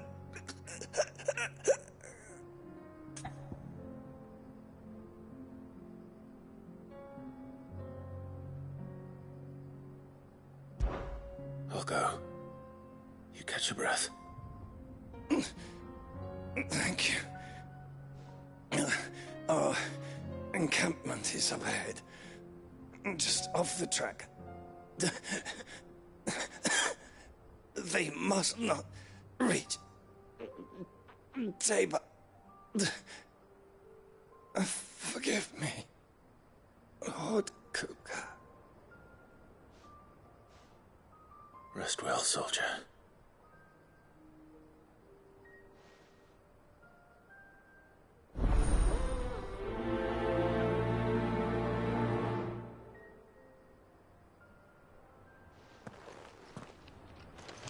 You said the encampment was close.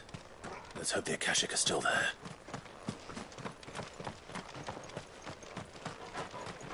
Another ether flood. They're everywhere now. We can't go round it.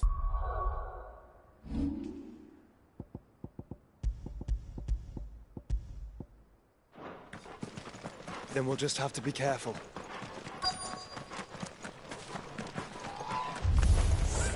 Good. Got here in time.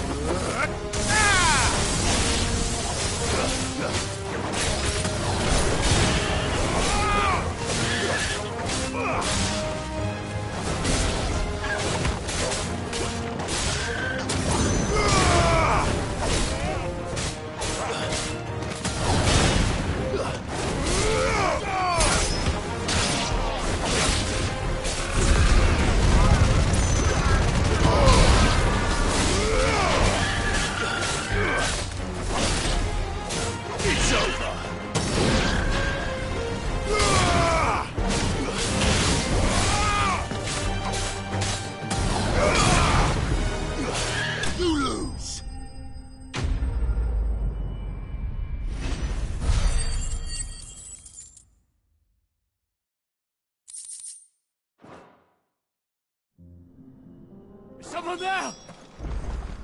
Please, I can't move my leg!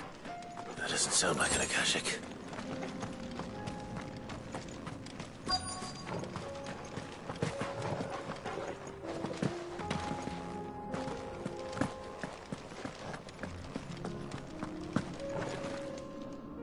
You're with the battalion?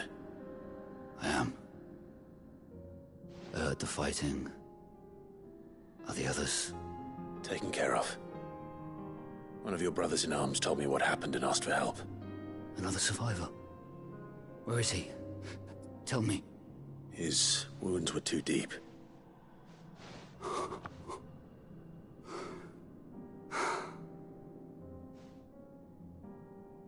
He was right to send you. Those things you slew are no longer my brothers. Tabor is safe thanks to you. Here, you've earned it.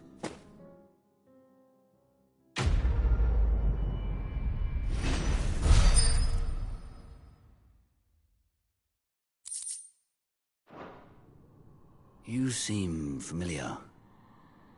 Have we met? You must have me confused with someone else. Wait. That scar. Son of a whore. You're Sid. I was there, in Cosnis, when you killed my brothers. I was there in Rosalith, when you killed my commander! My war with Hugo Kupka is over. I bear no ill will toward those who followed him. And what of my ill will? Coward! Draw your steel. Lord Kupka shall be avenged!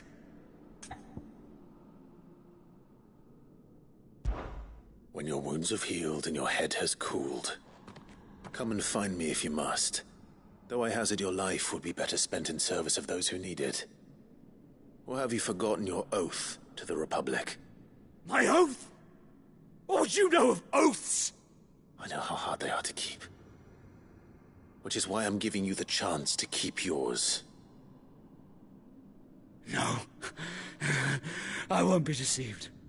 Lord Kupka told us of your crimes. You are an outlaw. A murderer, not some man. Like you or anyone else. I am nothing like you. But if you're not gonna kill me, then go. Leave! Just know that I will find you, Sid. Someday.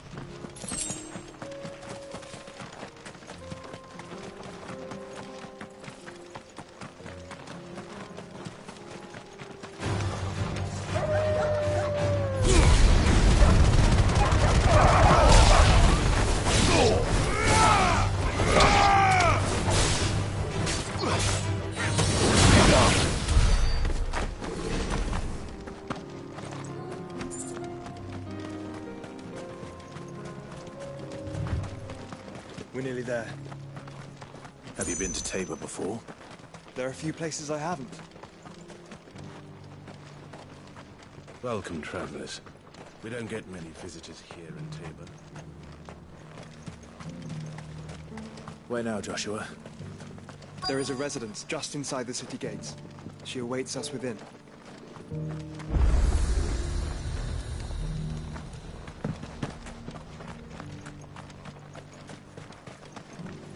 Here, take a look at my wares.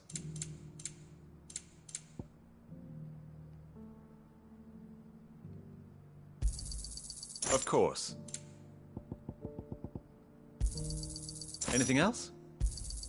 A fine choice.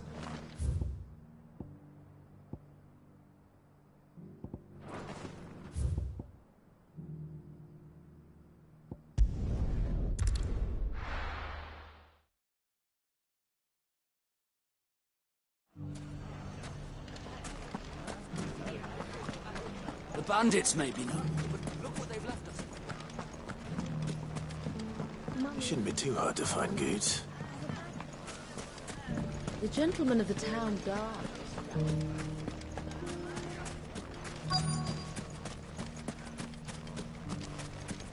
Could be I know something more. Clive, listen! I found someone who says he's heard the rumours about Nan. Have you? Go on. Tell him what you told me. All right. It's like I said. A wizened old crone by the name of Karen's been selling steel to whoever will pay her price, be they knight or knave. Says the more swords and spears she puts in people's hands, the more war they'll wage. And the more war being waged, the more call for swords and spears. And who will they all turn to keep them in steel? Why, the good Reaper herself. And you've seen this Reaper at work? Aye, it just so happens I have. You'll find her right here plying her trade most days. Here in Dalimil? Where exactly? She has a stall here in the market, but if you're not the patient type, you can probably find her at her storehouse on the edge of town. But it'd be a bolder man than me that braved that particular nest of vipers. Feeling bold, traveler? I hope so, for your sake. Now, if that's all, I have places to be. Sorry to have kept you.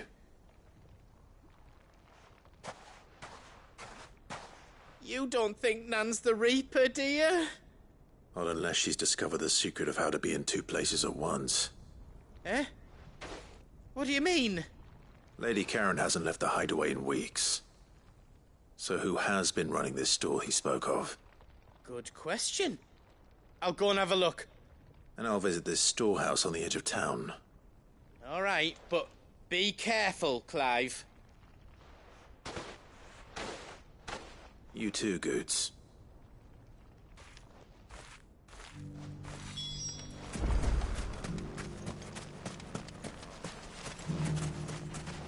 The finest sellsword in storm couldn't hold a candle to our... Fuck! How the hell The gentlemen of the town guard are strapped. Mummy. What a mess.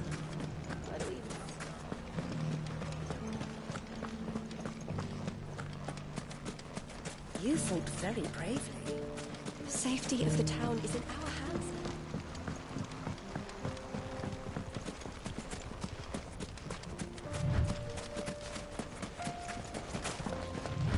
Time to brave the Viper's Nest.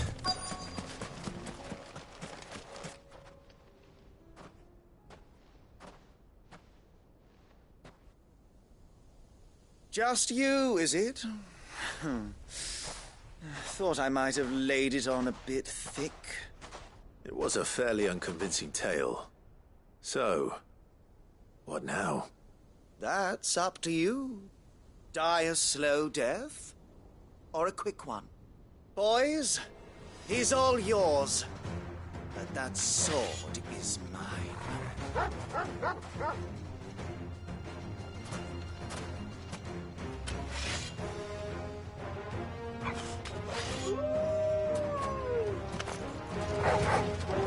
Leave now and we could pretend this didn't happen.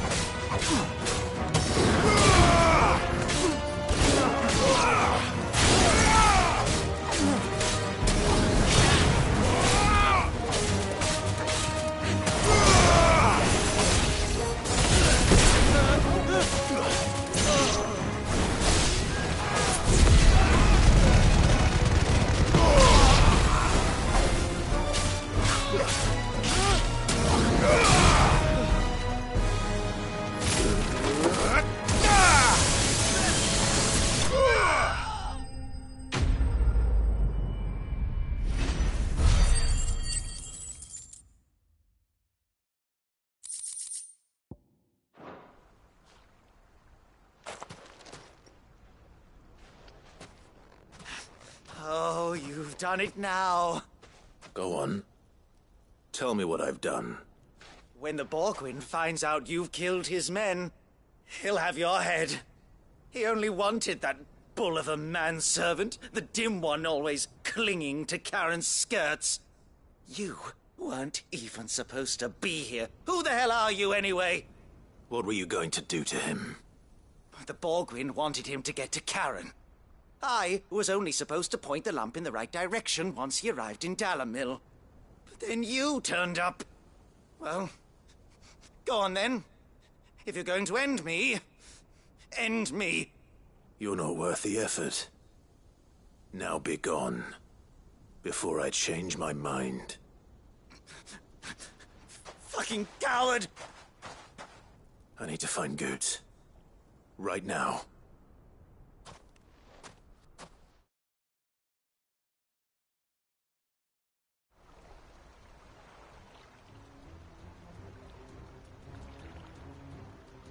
Get your filthy paws off me, you naughty painted lout!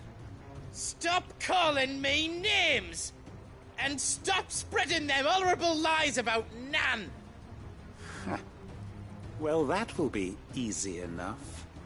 For they are not lies. Every last word is true. And she must pay for her crimes in blood. Blood? Goose, are you all right? He's gonna kill Nan! He said she had to pay in blood! After what she did, it is only right. She ruined my life and the lives of countless others. That loathsome harpy's very existence is a crime, and I will not allow it to continue. Goots, was it? I have no quarrel with you. Only with your employer. Run along now. You need not pay for her sins. No. No? I don't care what she did. I won't let you hurt Nan. Promise me you won't hurt her, or I'll kill you myself! Goots, no. Enough, all of you! Karen. But how did you? You're a sight less clever than you think you are, the pair of you. Did you think I wouldn't notice the two of you slinking off together? Well, the whole thing got me thinking, who in Dalimil might bear me a grudge? And a certain snivelling shit I ran afoul of in my fairy years came to mind. Though it was just Bogan back then, wasn't it? I thought the years might have taught you some sense, but I see you're the same pants-pissing craven you've always been. What was it we called you? Wet legs. You bitch! Everything that happened, it was all your fault! And now you'll finally pay for what you did to me!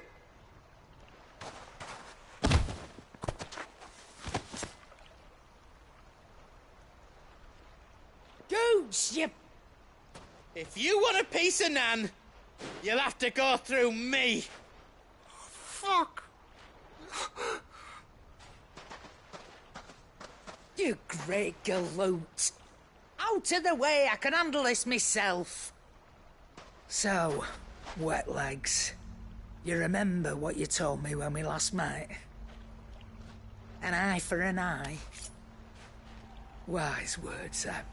Wise words. And now, it's time to collect.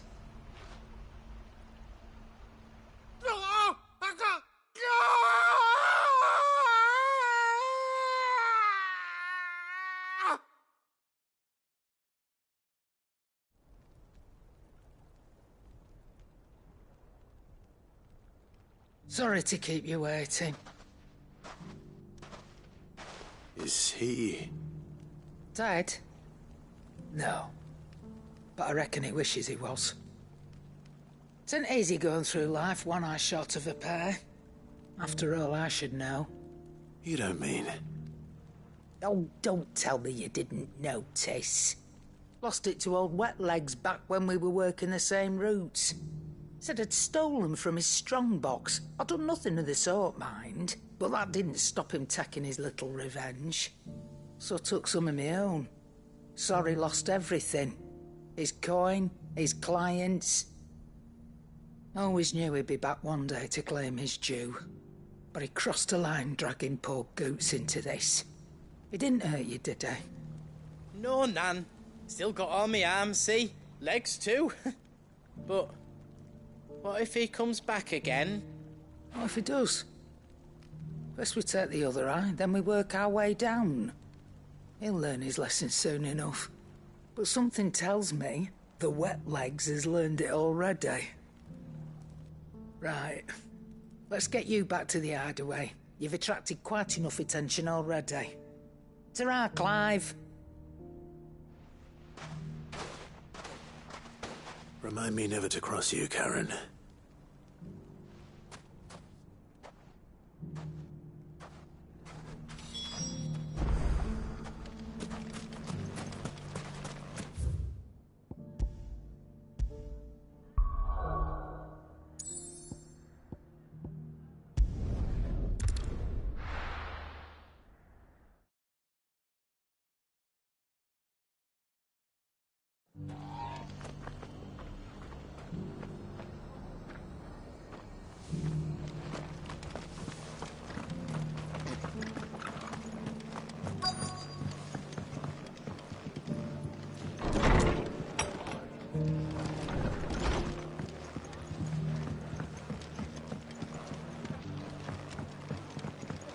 My lord Marquis, is that you? It is you. Then you received my letter. I am Sebastian Rutherford, Chief Steward of your Lord Uncle's estate. Of course. We met once before. Yes, my lord. Thank you for coming. And what was so sensitive that you couldn't put it in writing? 1,000 apologies, my lord. I did not mean to offend. I merely... It's all right. Continue. I am here at Martha's Rest, at the behest of your Lord Uncle, tasked with learning what I am able of the realm's current state of affairs. And what I have learned is grim. The fall of the Mother Crystals has left Storm in a state of utter disarray. The subsequent darkening of the heavens has only made things worse. Akashic attacks, once unthinkable, are now commonplace. The gears of governance have ground to a halt, and without a steady hand on the tiller, the realm threatens to drift into utter chaos. Your Lord Uncle, however, believes there is a way to avoid this fate, and is determined to see it set in motion. That sounds like quite the undertaking. It is. Hence my having enlisted the aid of several colleagues serving the 7 high houses. Alas, I have lost contact with 2 of those colleagues already. They are both able-bodied and trained in the sword, yet in these dark times, even that may not prove sufficient to keep a man safe on the road. So you want me to find them? I'll need to know where they went. One I sent to investigate the Republic, the other the old Imperial capital of Oriflamme. That doesn't exactly narrow it down. I suppose I'll start in Dalimil and work my way east. Thank you, my lord. I shall pray for your success and safety.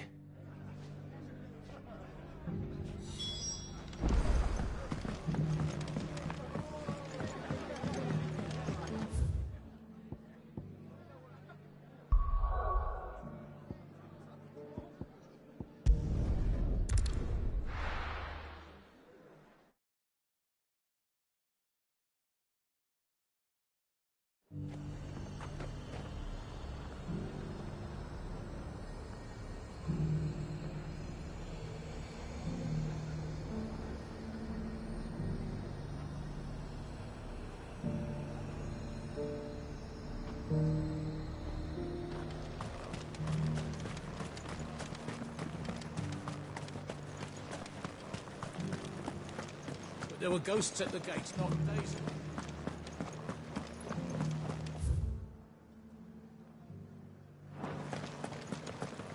You needn't fret.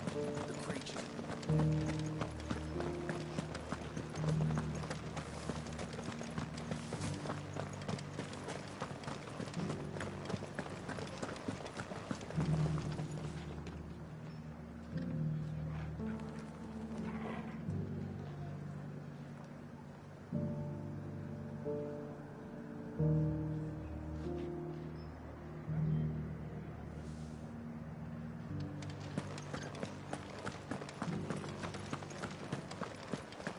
To the meadows, then.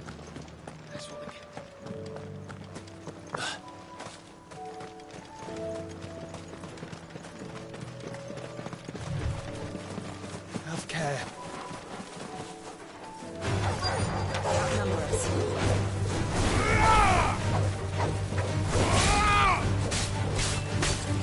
But you said I should be able to find what I'm looking for somewhere nearby. Bright blue dragons and bright yellow flowers. Enough to spot.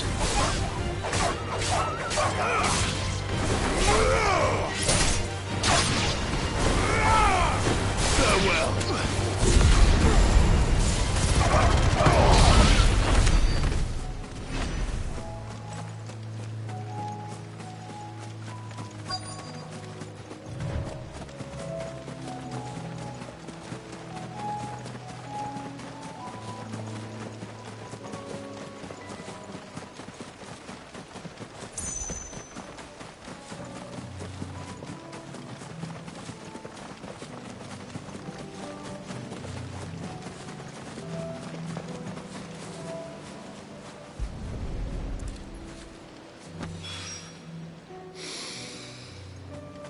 is heady.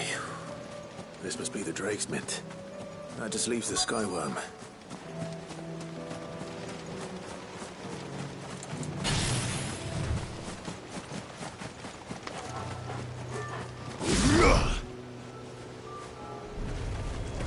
This must be our Wyvern.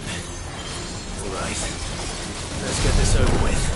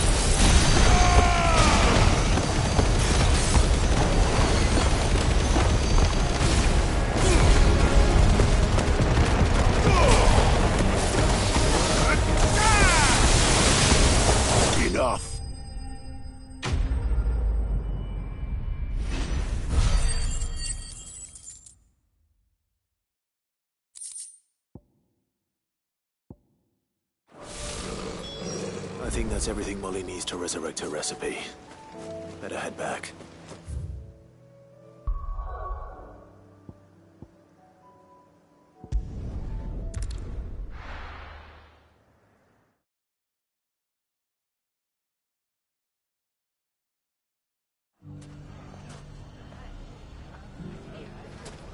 It's not going to be easy finding one man in an entire republic. Let's hope someone here's seen something. Mummy? The gentleman of the town guard.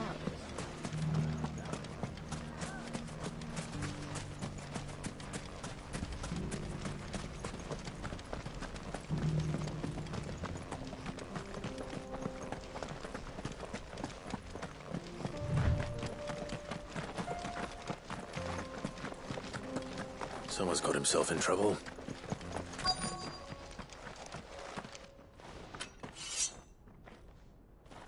I don't see your master here, so you can start by giving us all the coppers in your purse.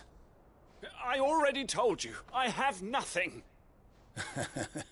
Then maybe we'll take that pretty outfit and the steel you're wearing. Please! These men are trying to rob me! I'll deal with this. Thank you. You that one's master, then? If you'd kindly pay the coin he owes us, we can pretend you didn't draw your blade on Republican soldiers. Or you can go back to your garrison and I won't report you to your captain. Oh, you're more than welcome to.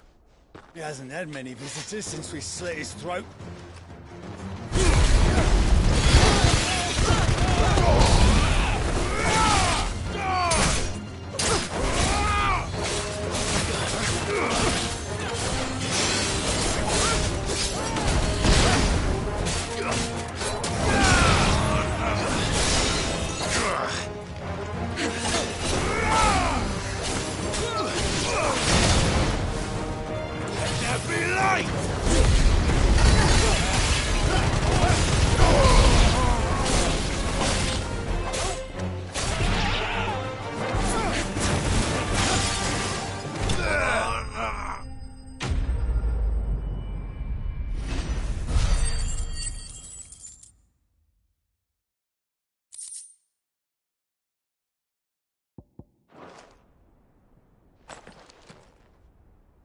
I'd expect as much from Hugo's faithful, but these were men of the fist.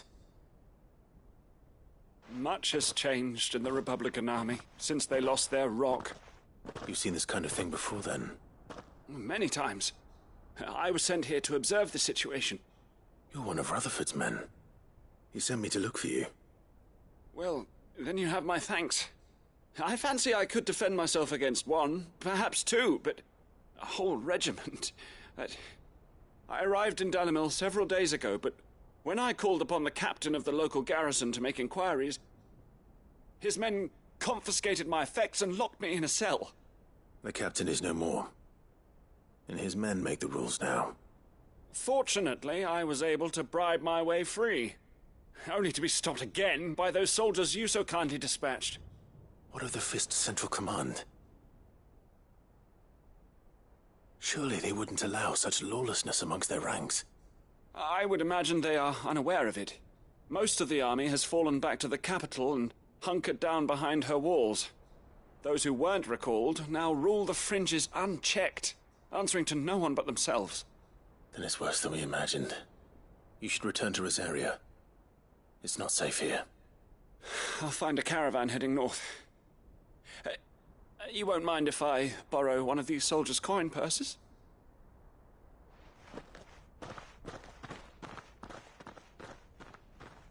Not at all. Now, to find this second associate of Rutherford's.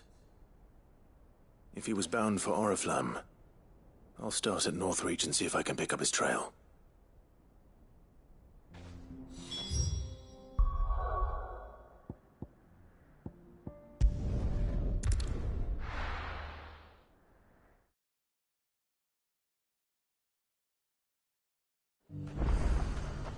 There's a lot of road between here and the capital.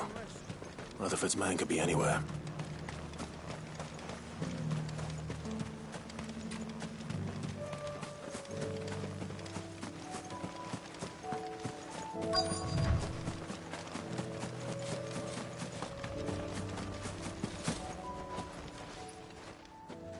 What happened here? If you're with the others, they've already relieved me of my belongings. I'm not. I'm looking for someone who was sent here by a man named Rutherford. And then you found him. I'm Alistair Rockford, attendant to the Lady Ariane of House Wellesley. Of the 7 high houses of Rosaria. It's been a long time since last I saw my great-aunt. Is she well? My Lord Marquis? Yes. Yes, she is. The Lady Dowager has granted me leave to assist your Uncle Stuart. I was on my way back from the old capital when I saw some villagers being robbed on the road here. Bandits? They looked more like field hands, but it didn't matter in the end. I did what I could to help the victims, but all it earned me was a pommel to the temple. Which way did they go? South, toward the gate. All right. I'll take care of them. Founder knows I've met enough of their kind. You head back to Northreach, visit the Vale, tell them I sent you. Thank you. I shall. Founder be your shield.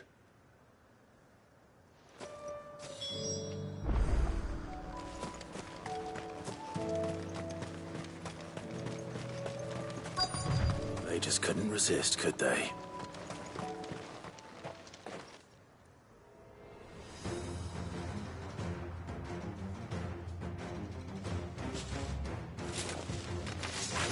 This one's ours, pretty boy.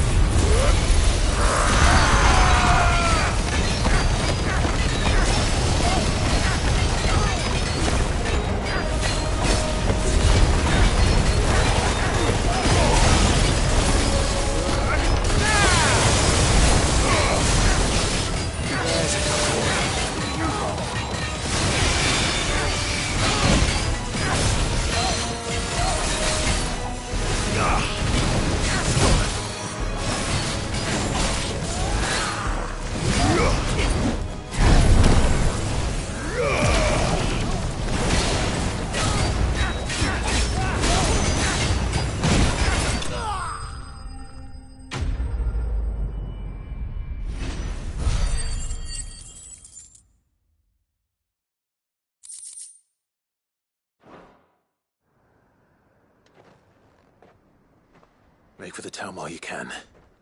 There may be more bandits nearby. You don't need to tell me twice. Many thanks, traveler. This looks to be all of them. I thought I told you to make for the Vale. And stand by as ill might befall the heir to the ducal throne. It's just Clive, and I'm fine. Which is more than can be said for you. I will survive. Strange that the garrison wouldn't intervene in such a brazen attack so close to their gates. The garrison have their hands full inside the city. Some days they don't even send out patrols. There are few hands left to work the fields, and even fewer to transport the grain. The market stalls are nearly bare, and the price for what remains is exorbitant. It's not uncommon to see a fight break out over a crust of bread. When I said the ones who attacked me didn't have the look of bandits, I meant it. They were probably just desperate. Rockford, listen to me. If you are to continue your investigation, you first need to seek the attention of a healer. Of course. I shall return to Northreach right away. But allow me to thank you first. Had you not happened along, Don't thank me. Thank Rutherford. It was he who sent me. I suppose he'll be wondering where I've got to. I shall send a Bastolus as soon as I'm able. Good day.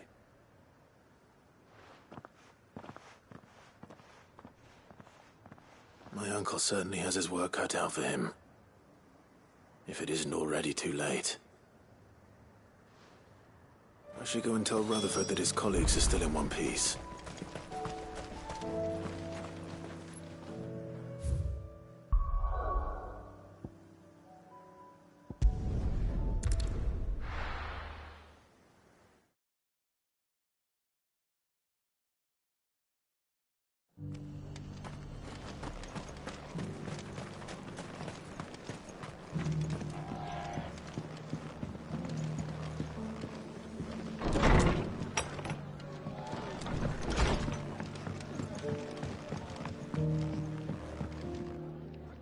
I see you're still here. The Rest's location affords a constant flow of traders, and with it, a constant flow of information. Speaking of which, I received word from both my associates. They have resumed their investigations, thanks to you. I only happened to be in the right place at the right time. They both seem to think the realm's prospects rather grim. I am afraid that grim would be putting it lightly. Storm is in crisis, and if we are to free her, we must work quickly. And we must work together. Such is your Lord Uncle's wish. As it is mine.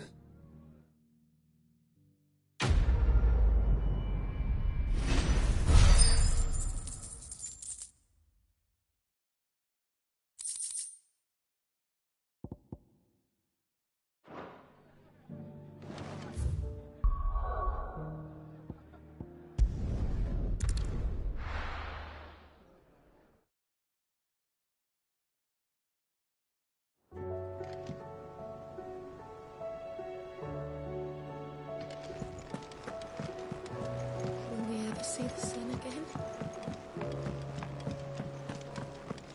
It seems the hideaway's lost its... So, did you have that word with Tomes then? I did, and he was as helpful as ever. He told me exactly where to look, in fact.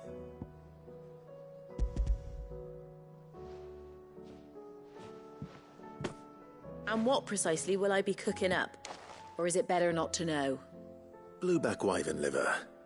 And, a herb known as Saint's Bonnet. Ah, wyvern livers, was it?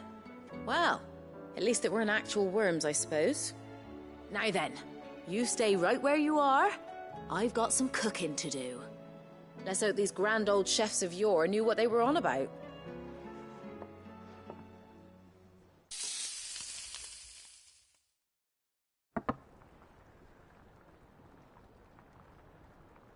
And here we have it.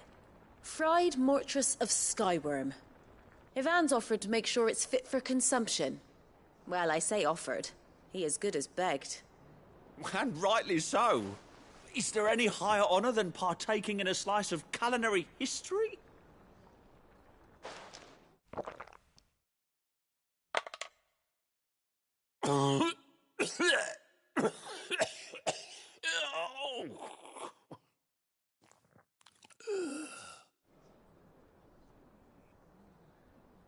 So, not fit for consumption then? What witchery is this? The crackle of the crust gives way to an almost violent richness. Yet, it is the piquant kiss of the saint's bonnet that tames this savage dish. It is a tour de force, a force of nature even, a maelstrom of flavour and sensation, a graceful beast emerging from centuries of slumber. I think he likes it. Well, I can't quite tell with all that nonsense he's talking, but I reckon you might be right. It was decent then, I take it. Decent? It's remarkable, and I defy any man to say a word to the contrary. Sid, might I suggest that you command a party of your finest men and women to procure a dozen blueback wyverns forthwith? I'll give it some thought.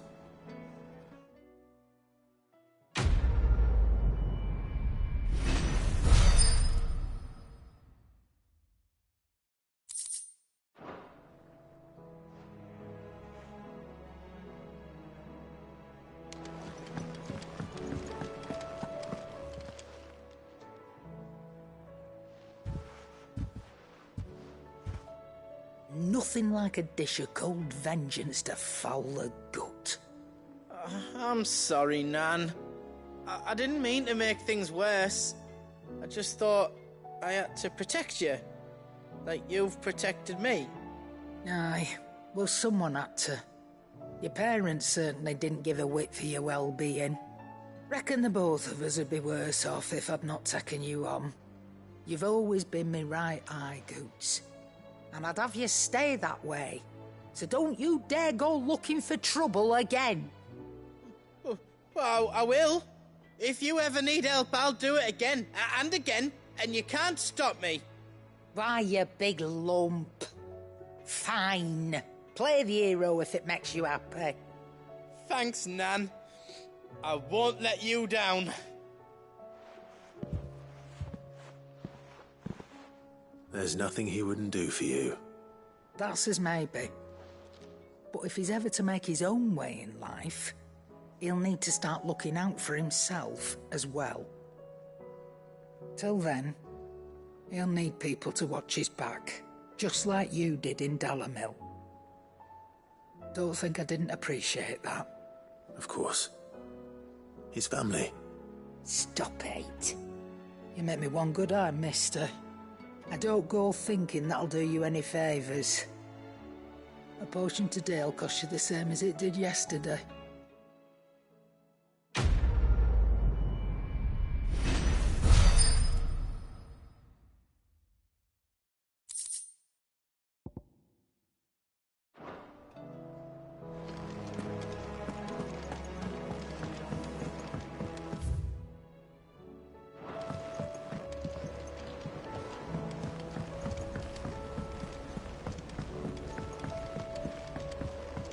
Did you see that?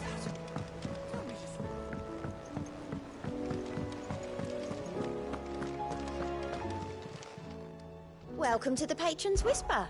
Your benefactors are a generous lot. All yours.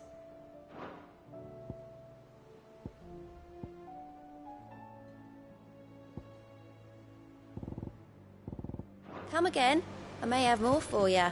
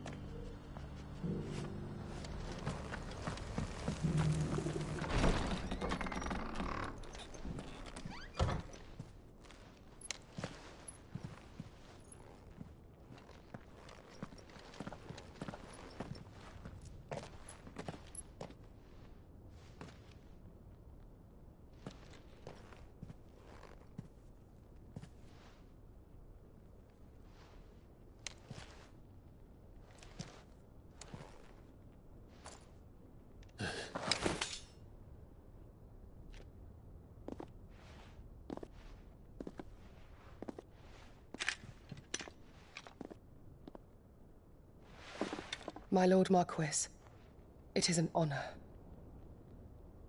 I am Yote, Knight of the Undying, charged with the protection of His Grace Joshua Rosfield, Keeper of the Flame of the Phoenix. Of course. It all makes sense now. Would you care to elaborate? The Undying are loyal servants to the ducal throne. Or more specifically, to its heir.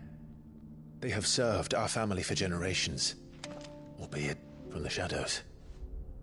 Since their inception, they have been tasked with the preservation and enactment of the rites of ancestral communion.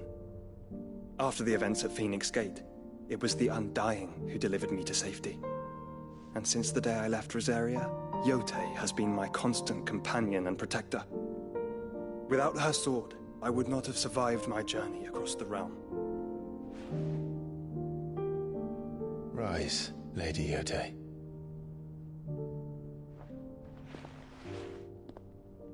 You saved my brother. I owe you a debt I can never repay. I but did my duty. Come now. Tell us what you've discovered. Your Grace. It is as you feared. The vessel we spied off the coast of the Crystalline Dominion on the night of her fall. It was the Einherjar. Beyond any doubt. The Black Galleon.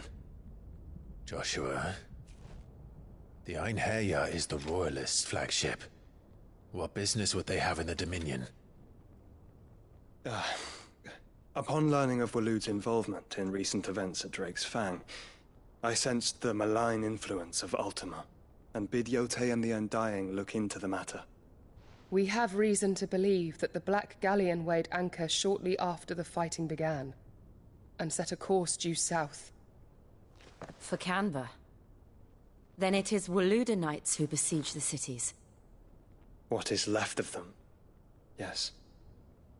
And the Black Galleon sails at but one man's behest. Barnabas Tharm.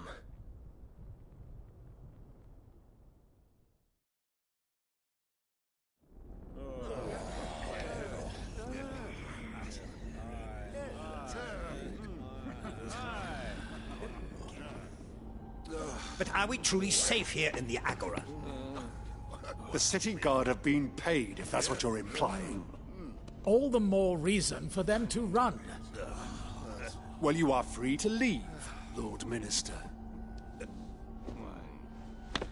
Markets abandoned, warehouses aflame, blackened hulls choking every port in the capital. Canva is ruined. The realm teeters on the brink of chaos, and all you can think about is commerce! Forgive us. We were not aware Dhalmekia now subsisted on charity. How dare you?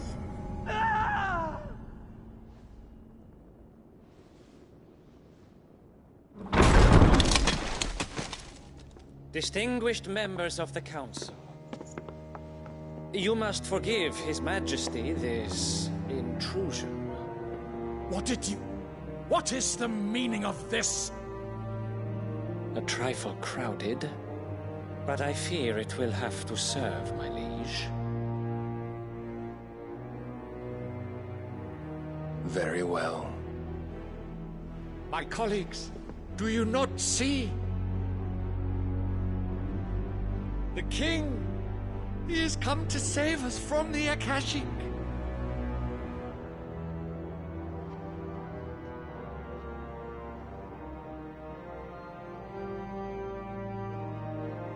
He is a gift from the heavens, divine intervention, our very salvation. And of course, if it is compensation he requires, we would be most willing to negotiate a fair price for services rendered. Fools. Your ignorance unbecomes you. Your Majesty, correct me if I'm wrong, but I would swear that the fiends washing the cobbles of Canva with the blood of her citizens wear the colors of Waloed. Ha! So you do not deny it. Guards, fetter them, and see our guests to the dungeons!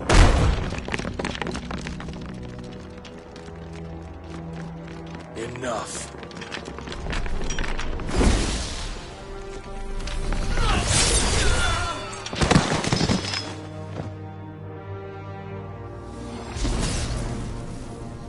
Pathetic creatures.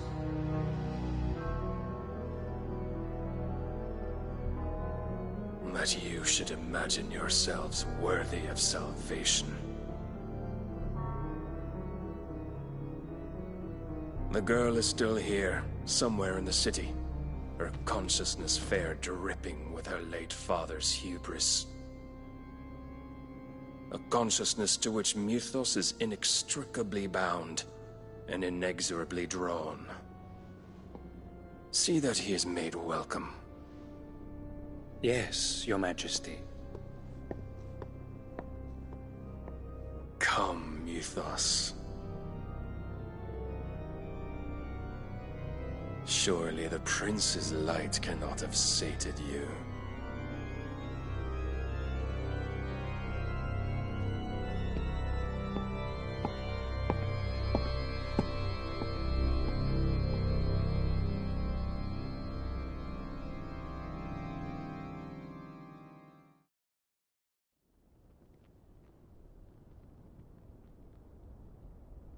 So then, how long has Waloed been under Ultima's control? How long indeed? Based on what we know of Barnabas's actions, I would guess some few years, mayhap more. But to what end? What does Ultima want? The tapestry. Show them.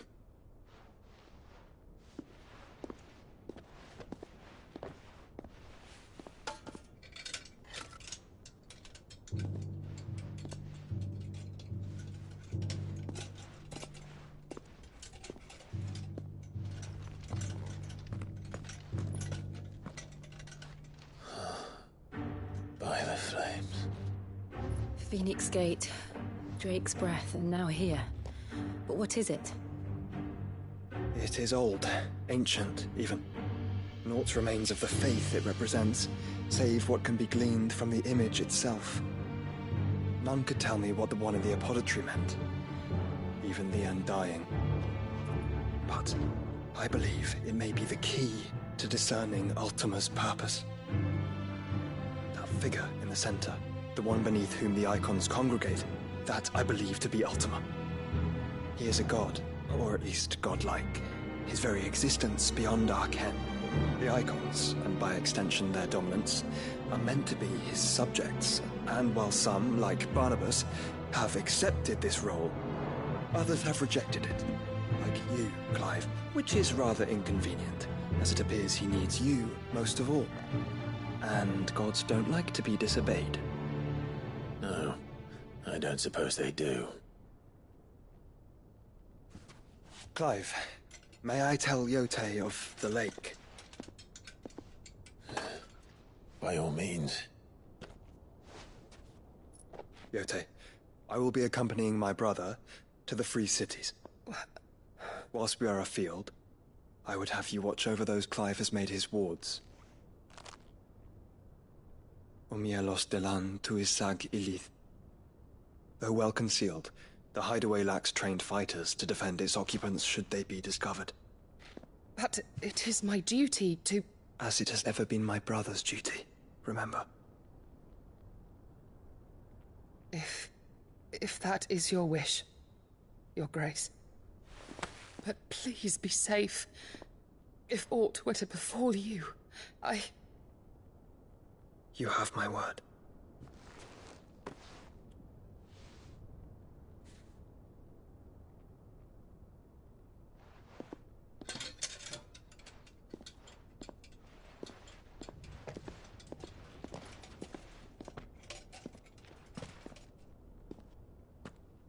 Farewell, my lord, my lady. We are in your debt, Yote.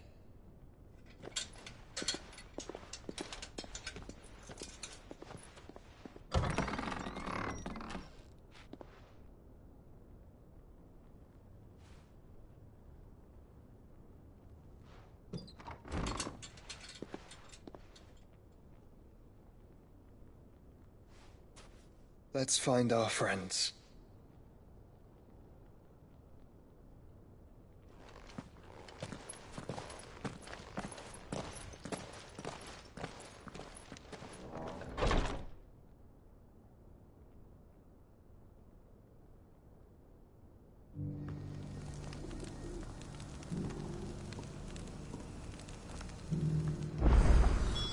It's plain she cares for you very deeply. And I her, which is why I had to let her go.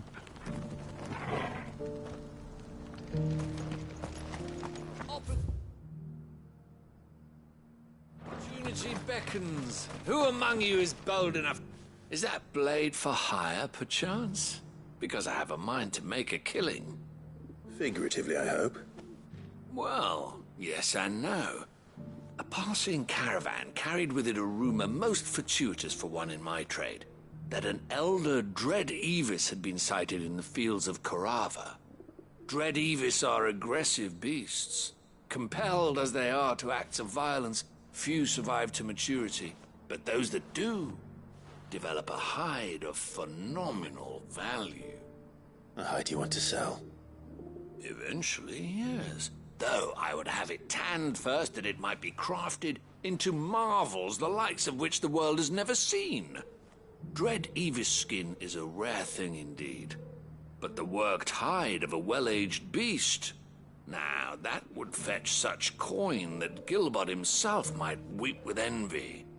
Bring me that beast's skin and I will share with you the bounty of our combined labors. All right. I'll hunt your Evis.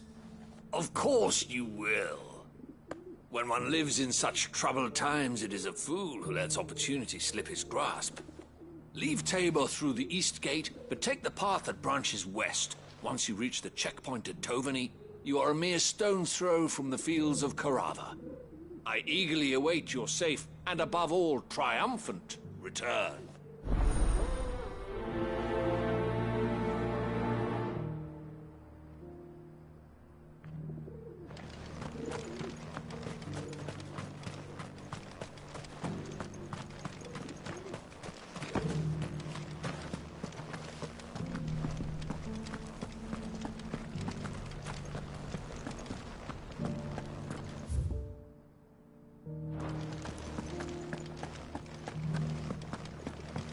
Beneath the flood, yes.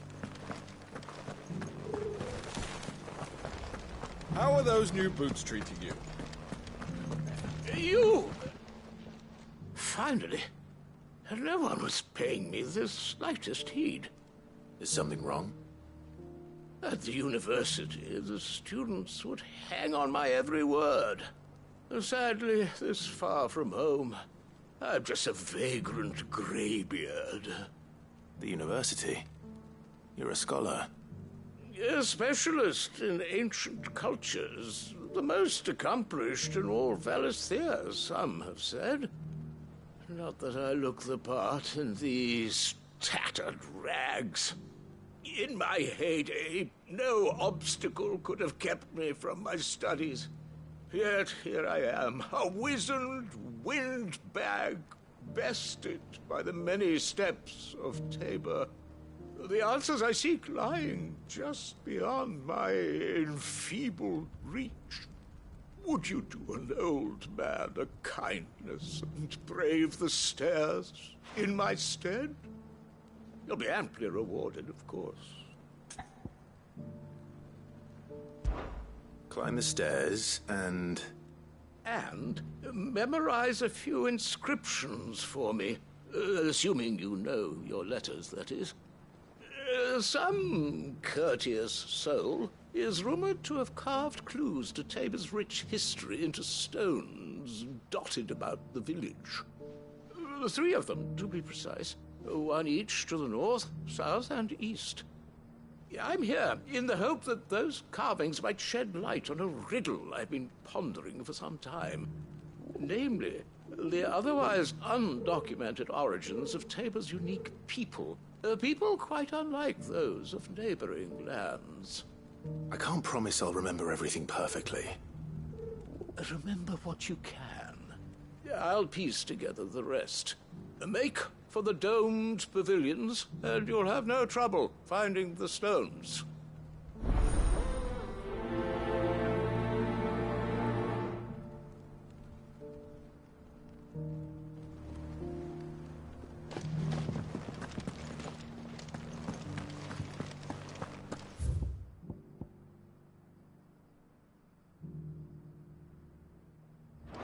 How are those new boots treating you?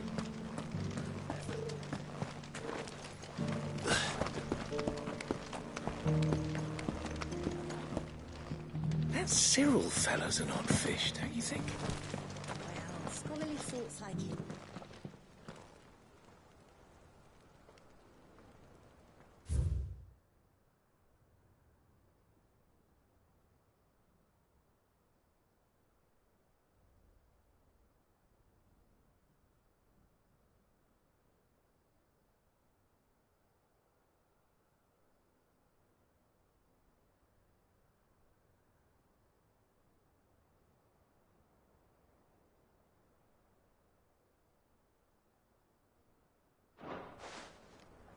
No history would be complete without mention of the mother crystals. Why won't the sky go back to how it was? So it's these stones to Canva, and the rest of the boxes.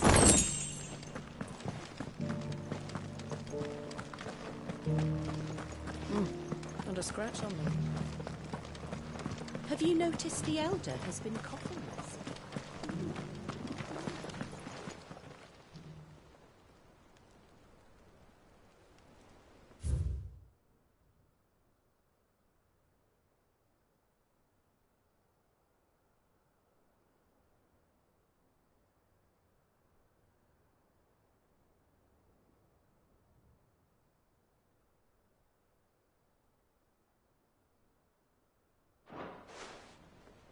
What golden plains might the wanderers have called home, I wonder? Decent quarry's been hard to find since the sky's turned. It has indeed.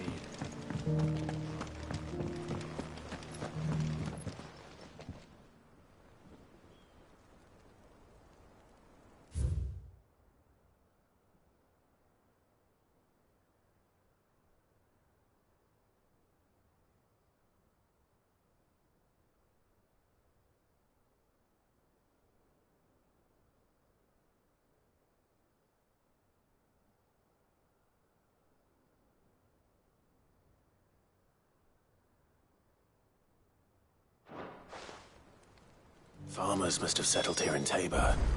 I should speak to the old scholar before I forget everything I've read.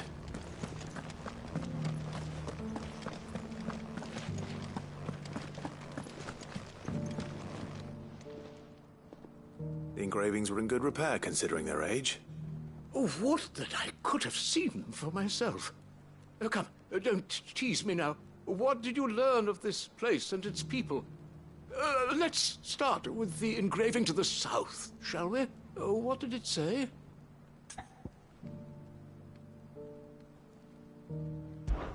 Guardians of the Crystal, the first stones of Tabor, sacred hold thy noble blood, till ends the mother's labor. I'm pretty sure that was it. Fascinating.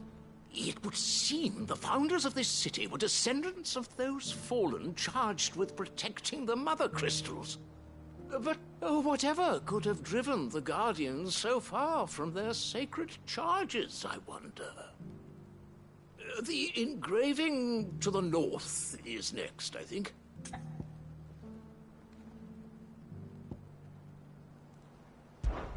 Wanderers of the Golden Plains, lay your roots in stone. With pride recall thy noble past, and make these rocks a home. Or, I think that was it, at least. No doubt you're right. There are vestiges of nomadic customs in Tabor its guardian roots could never account for. This is proving most enlightening. Now, for the final stone.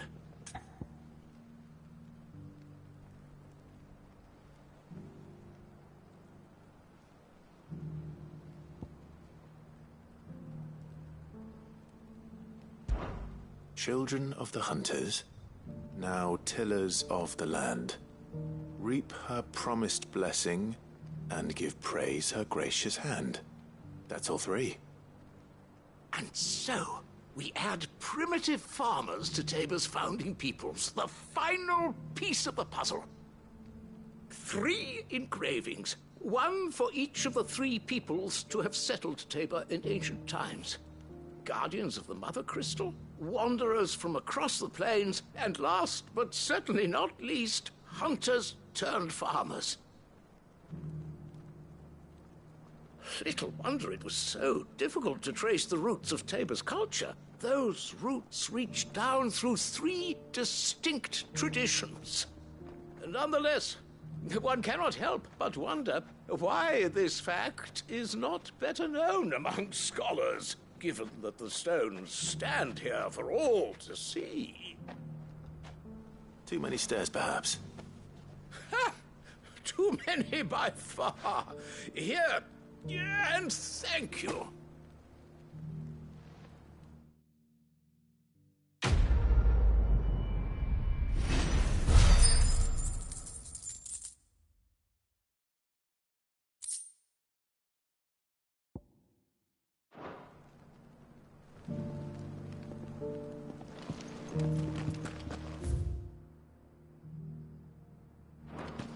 How are those new boots treating you?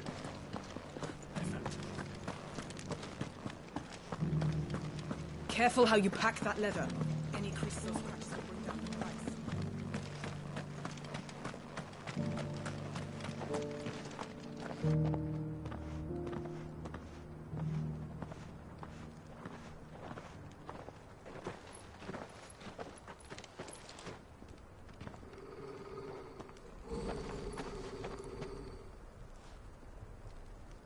Cyril.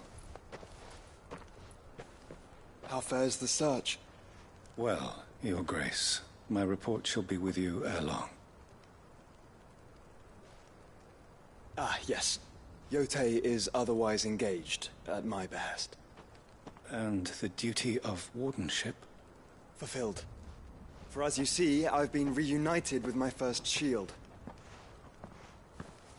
I am Cyril, Knight of the Undying and bearer of the Burning Quill, charged with chronicling the mortal deeds of His Grace, Joshua Rosfield, Keeper of the Flame of the Phoenix, and rightful Archduke of Rosaria. I entrusted Cyril here with overseeing the investigation into Ultima's origins. Findings from his brothers and sisters afield are delivered here to be collated and catalogued. Just how many Undying are there? Not nearly enough, milady. Yet we are glad to give our all in service to the Phoenix. Such is, and has ever been, our creed. I see. You have your associates, I have mine. But you may now think of them as ours. That won't be a problem, will it? The Phoenix is our sun, and we but the shadows that quicken in his radiance. It is from the darkness that we serve, both him and now you.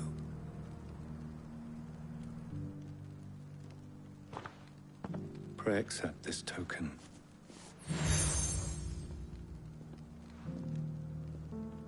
For as long as you bear it, members of our order will reveal themselves unto you.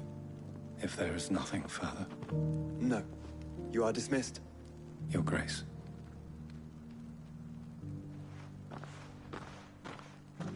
To Canva, then. We'll talk about this later. Cyril seemed very, You certainly keep strange bedfellows, Joshua.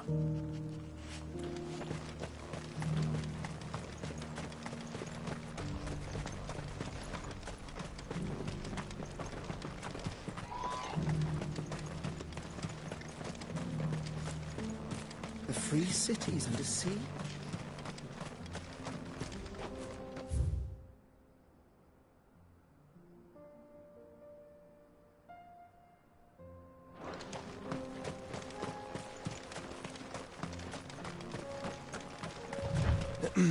Are you sure this is the right way, brother?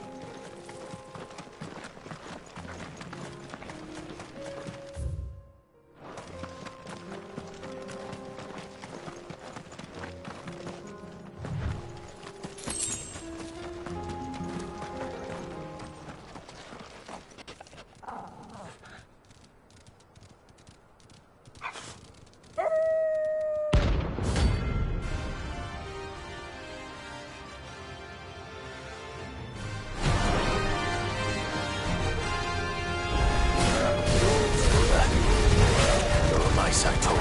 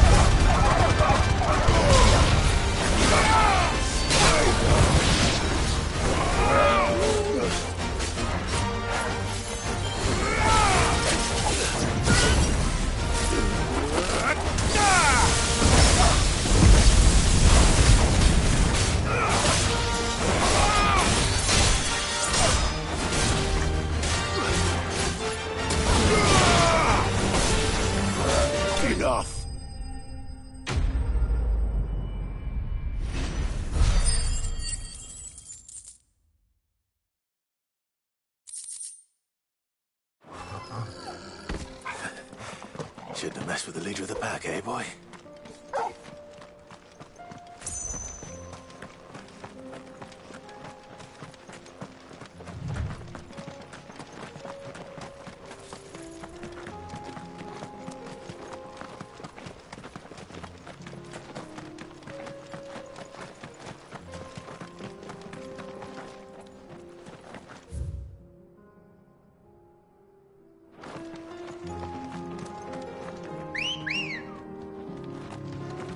Come on. Faster!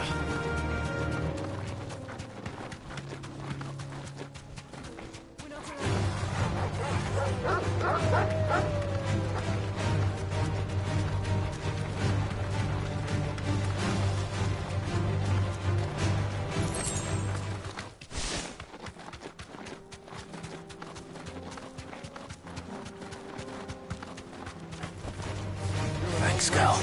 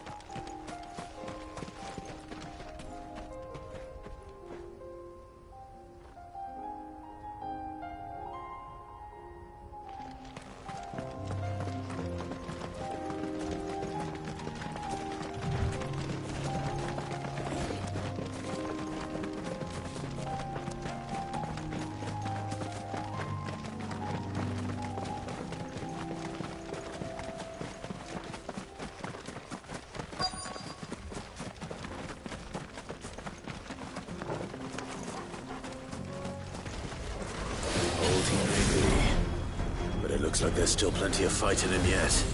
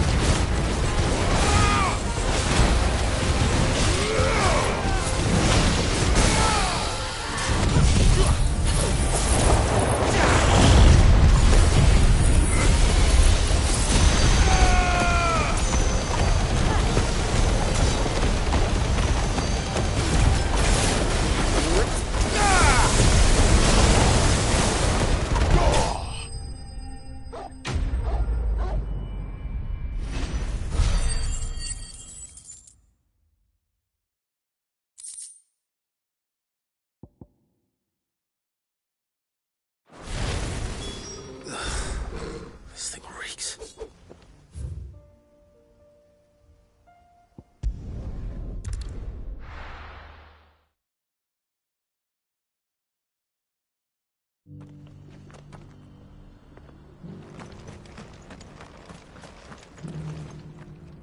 Here's your hide, as requested.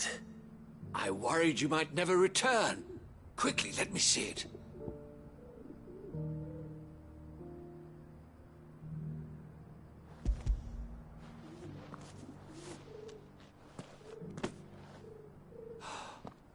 Oh, as supple as a maiden's cheek, yet as adamant as her virtue. This is everything I had hoped for, and more. Clearly, my trust in you was not misplaced. You must be a hunter of considerable talent to have bested the beast with nary a scratch. Join me as my honored partner. With my means and your might, we shall be as wealthy as the merchant kings of Zemeckis. I don't plan on making a habit of this. I'm busy enough as it is. Very well. Though I believe fate had a hand in our meeting, it would be unbecoming of me to beg. Do not allow me to keep you from being about your business. Here, for the hide.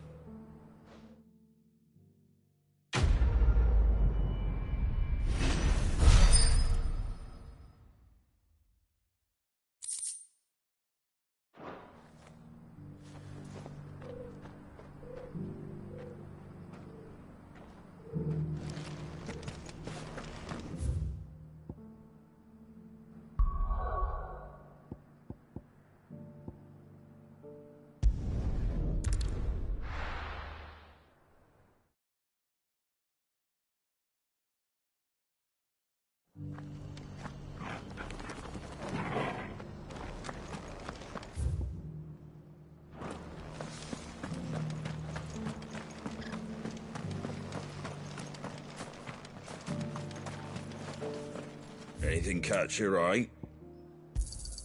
Thanks very much. Much obliged. Thanks very much.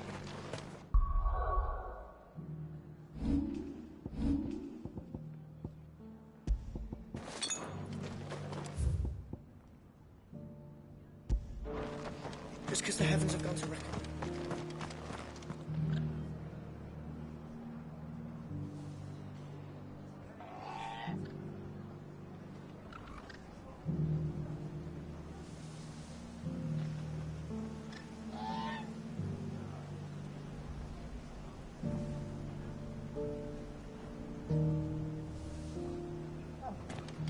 For making this town welcoming.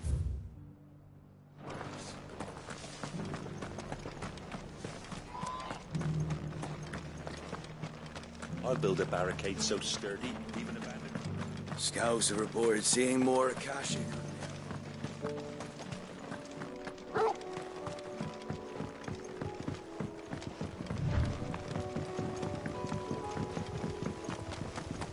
Can hardly make out.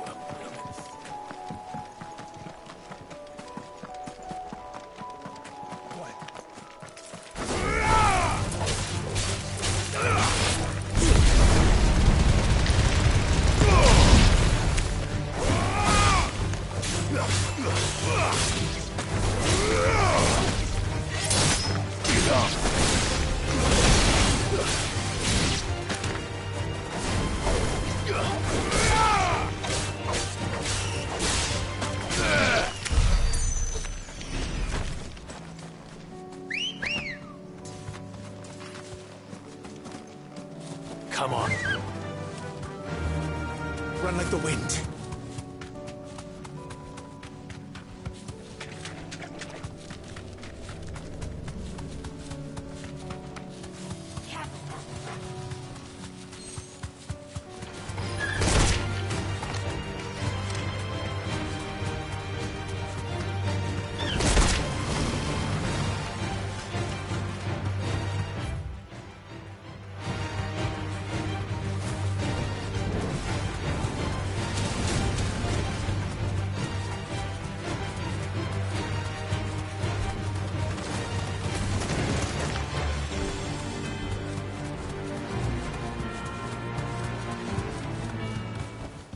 Back to the stables, girl.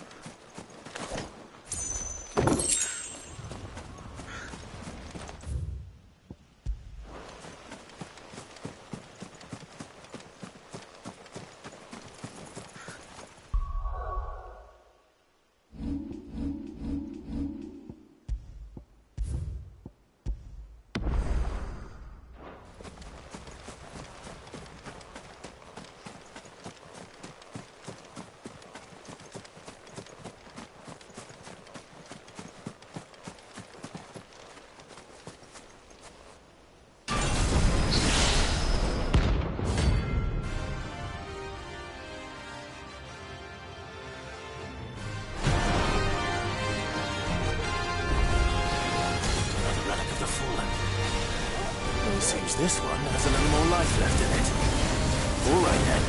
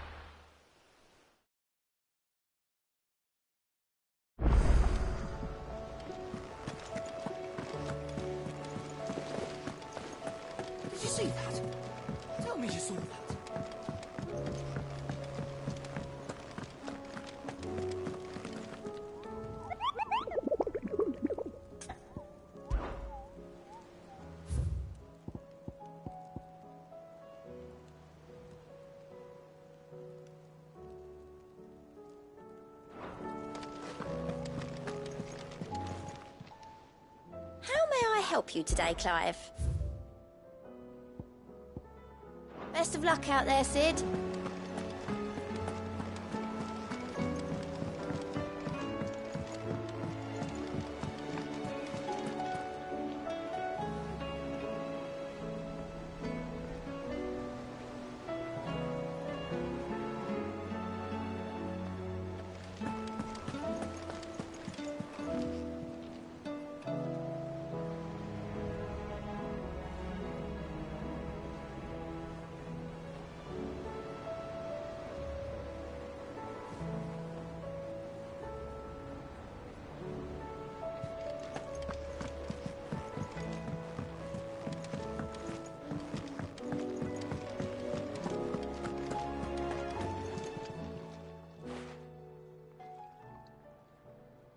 Let me tell you a story, Clive. All right. Them rumours Wetlegs were spreading. Might be they weren't just tales plucked out of thin air. You see, there were a time when I weren't too particular about who I sold steel to, so long as they paid me the right price. Some women lust after blood, others after flesh, but me, I were always one for gold. And to satisfy that lust, I sold to opposing armies, stabbed my every client in the back, made myself the most hated woman in the twins. But then one day I met a man who made me a different kind of offer. Said he'd give me access to a realm-wide community of like-minded individuals in constant need of steel and sundries. On the condition I sold to him and his alone. Was that the first time you met Sid? Aye. And I fell right into his damn trap. He was true to his word, so I ended up being true to mine. And I soon started making the best profits I've seen since taking up the trade. And all without aiding or abetting any outlaws. Except Sid himself, that is. Told me about his plan to topple the mother crystals, you know. Said that with them gone, the realm would want for all manner of things. An opportunity for the likes of me to mint gil. Why, I reckon an enterprising individual could find himself the richest dam in the twins. And that's when he had me. I emptied my stores that day and moved into the hideaway proper. And the rest, as they say, is ancient bloody history. A dozen years on, and I'm still not the richest dam. Not for lack of trying, mind. But I can say that I have never been happier. You've all shown me there are some things more precious than gil. That there are. So don't you go messing it all up, or you'll have me to answer to.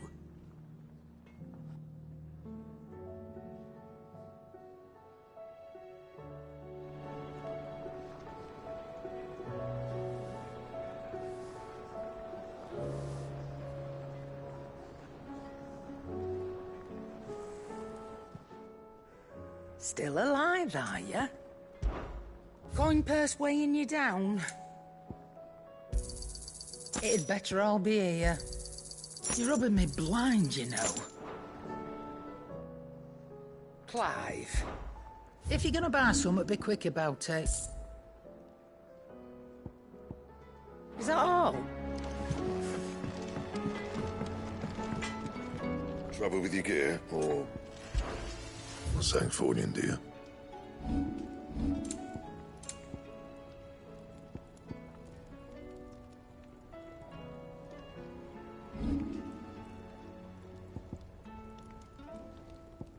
And?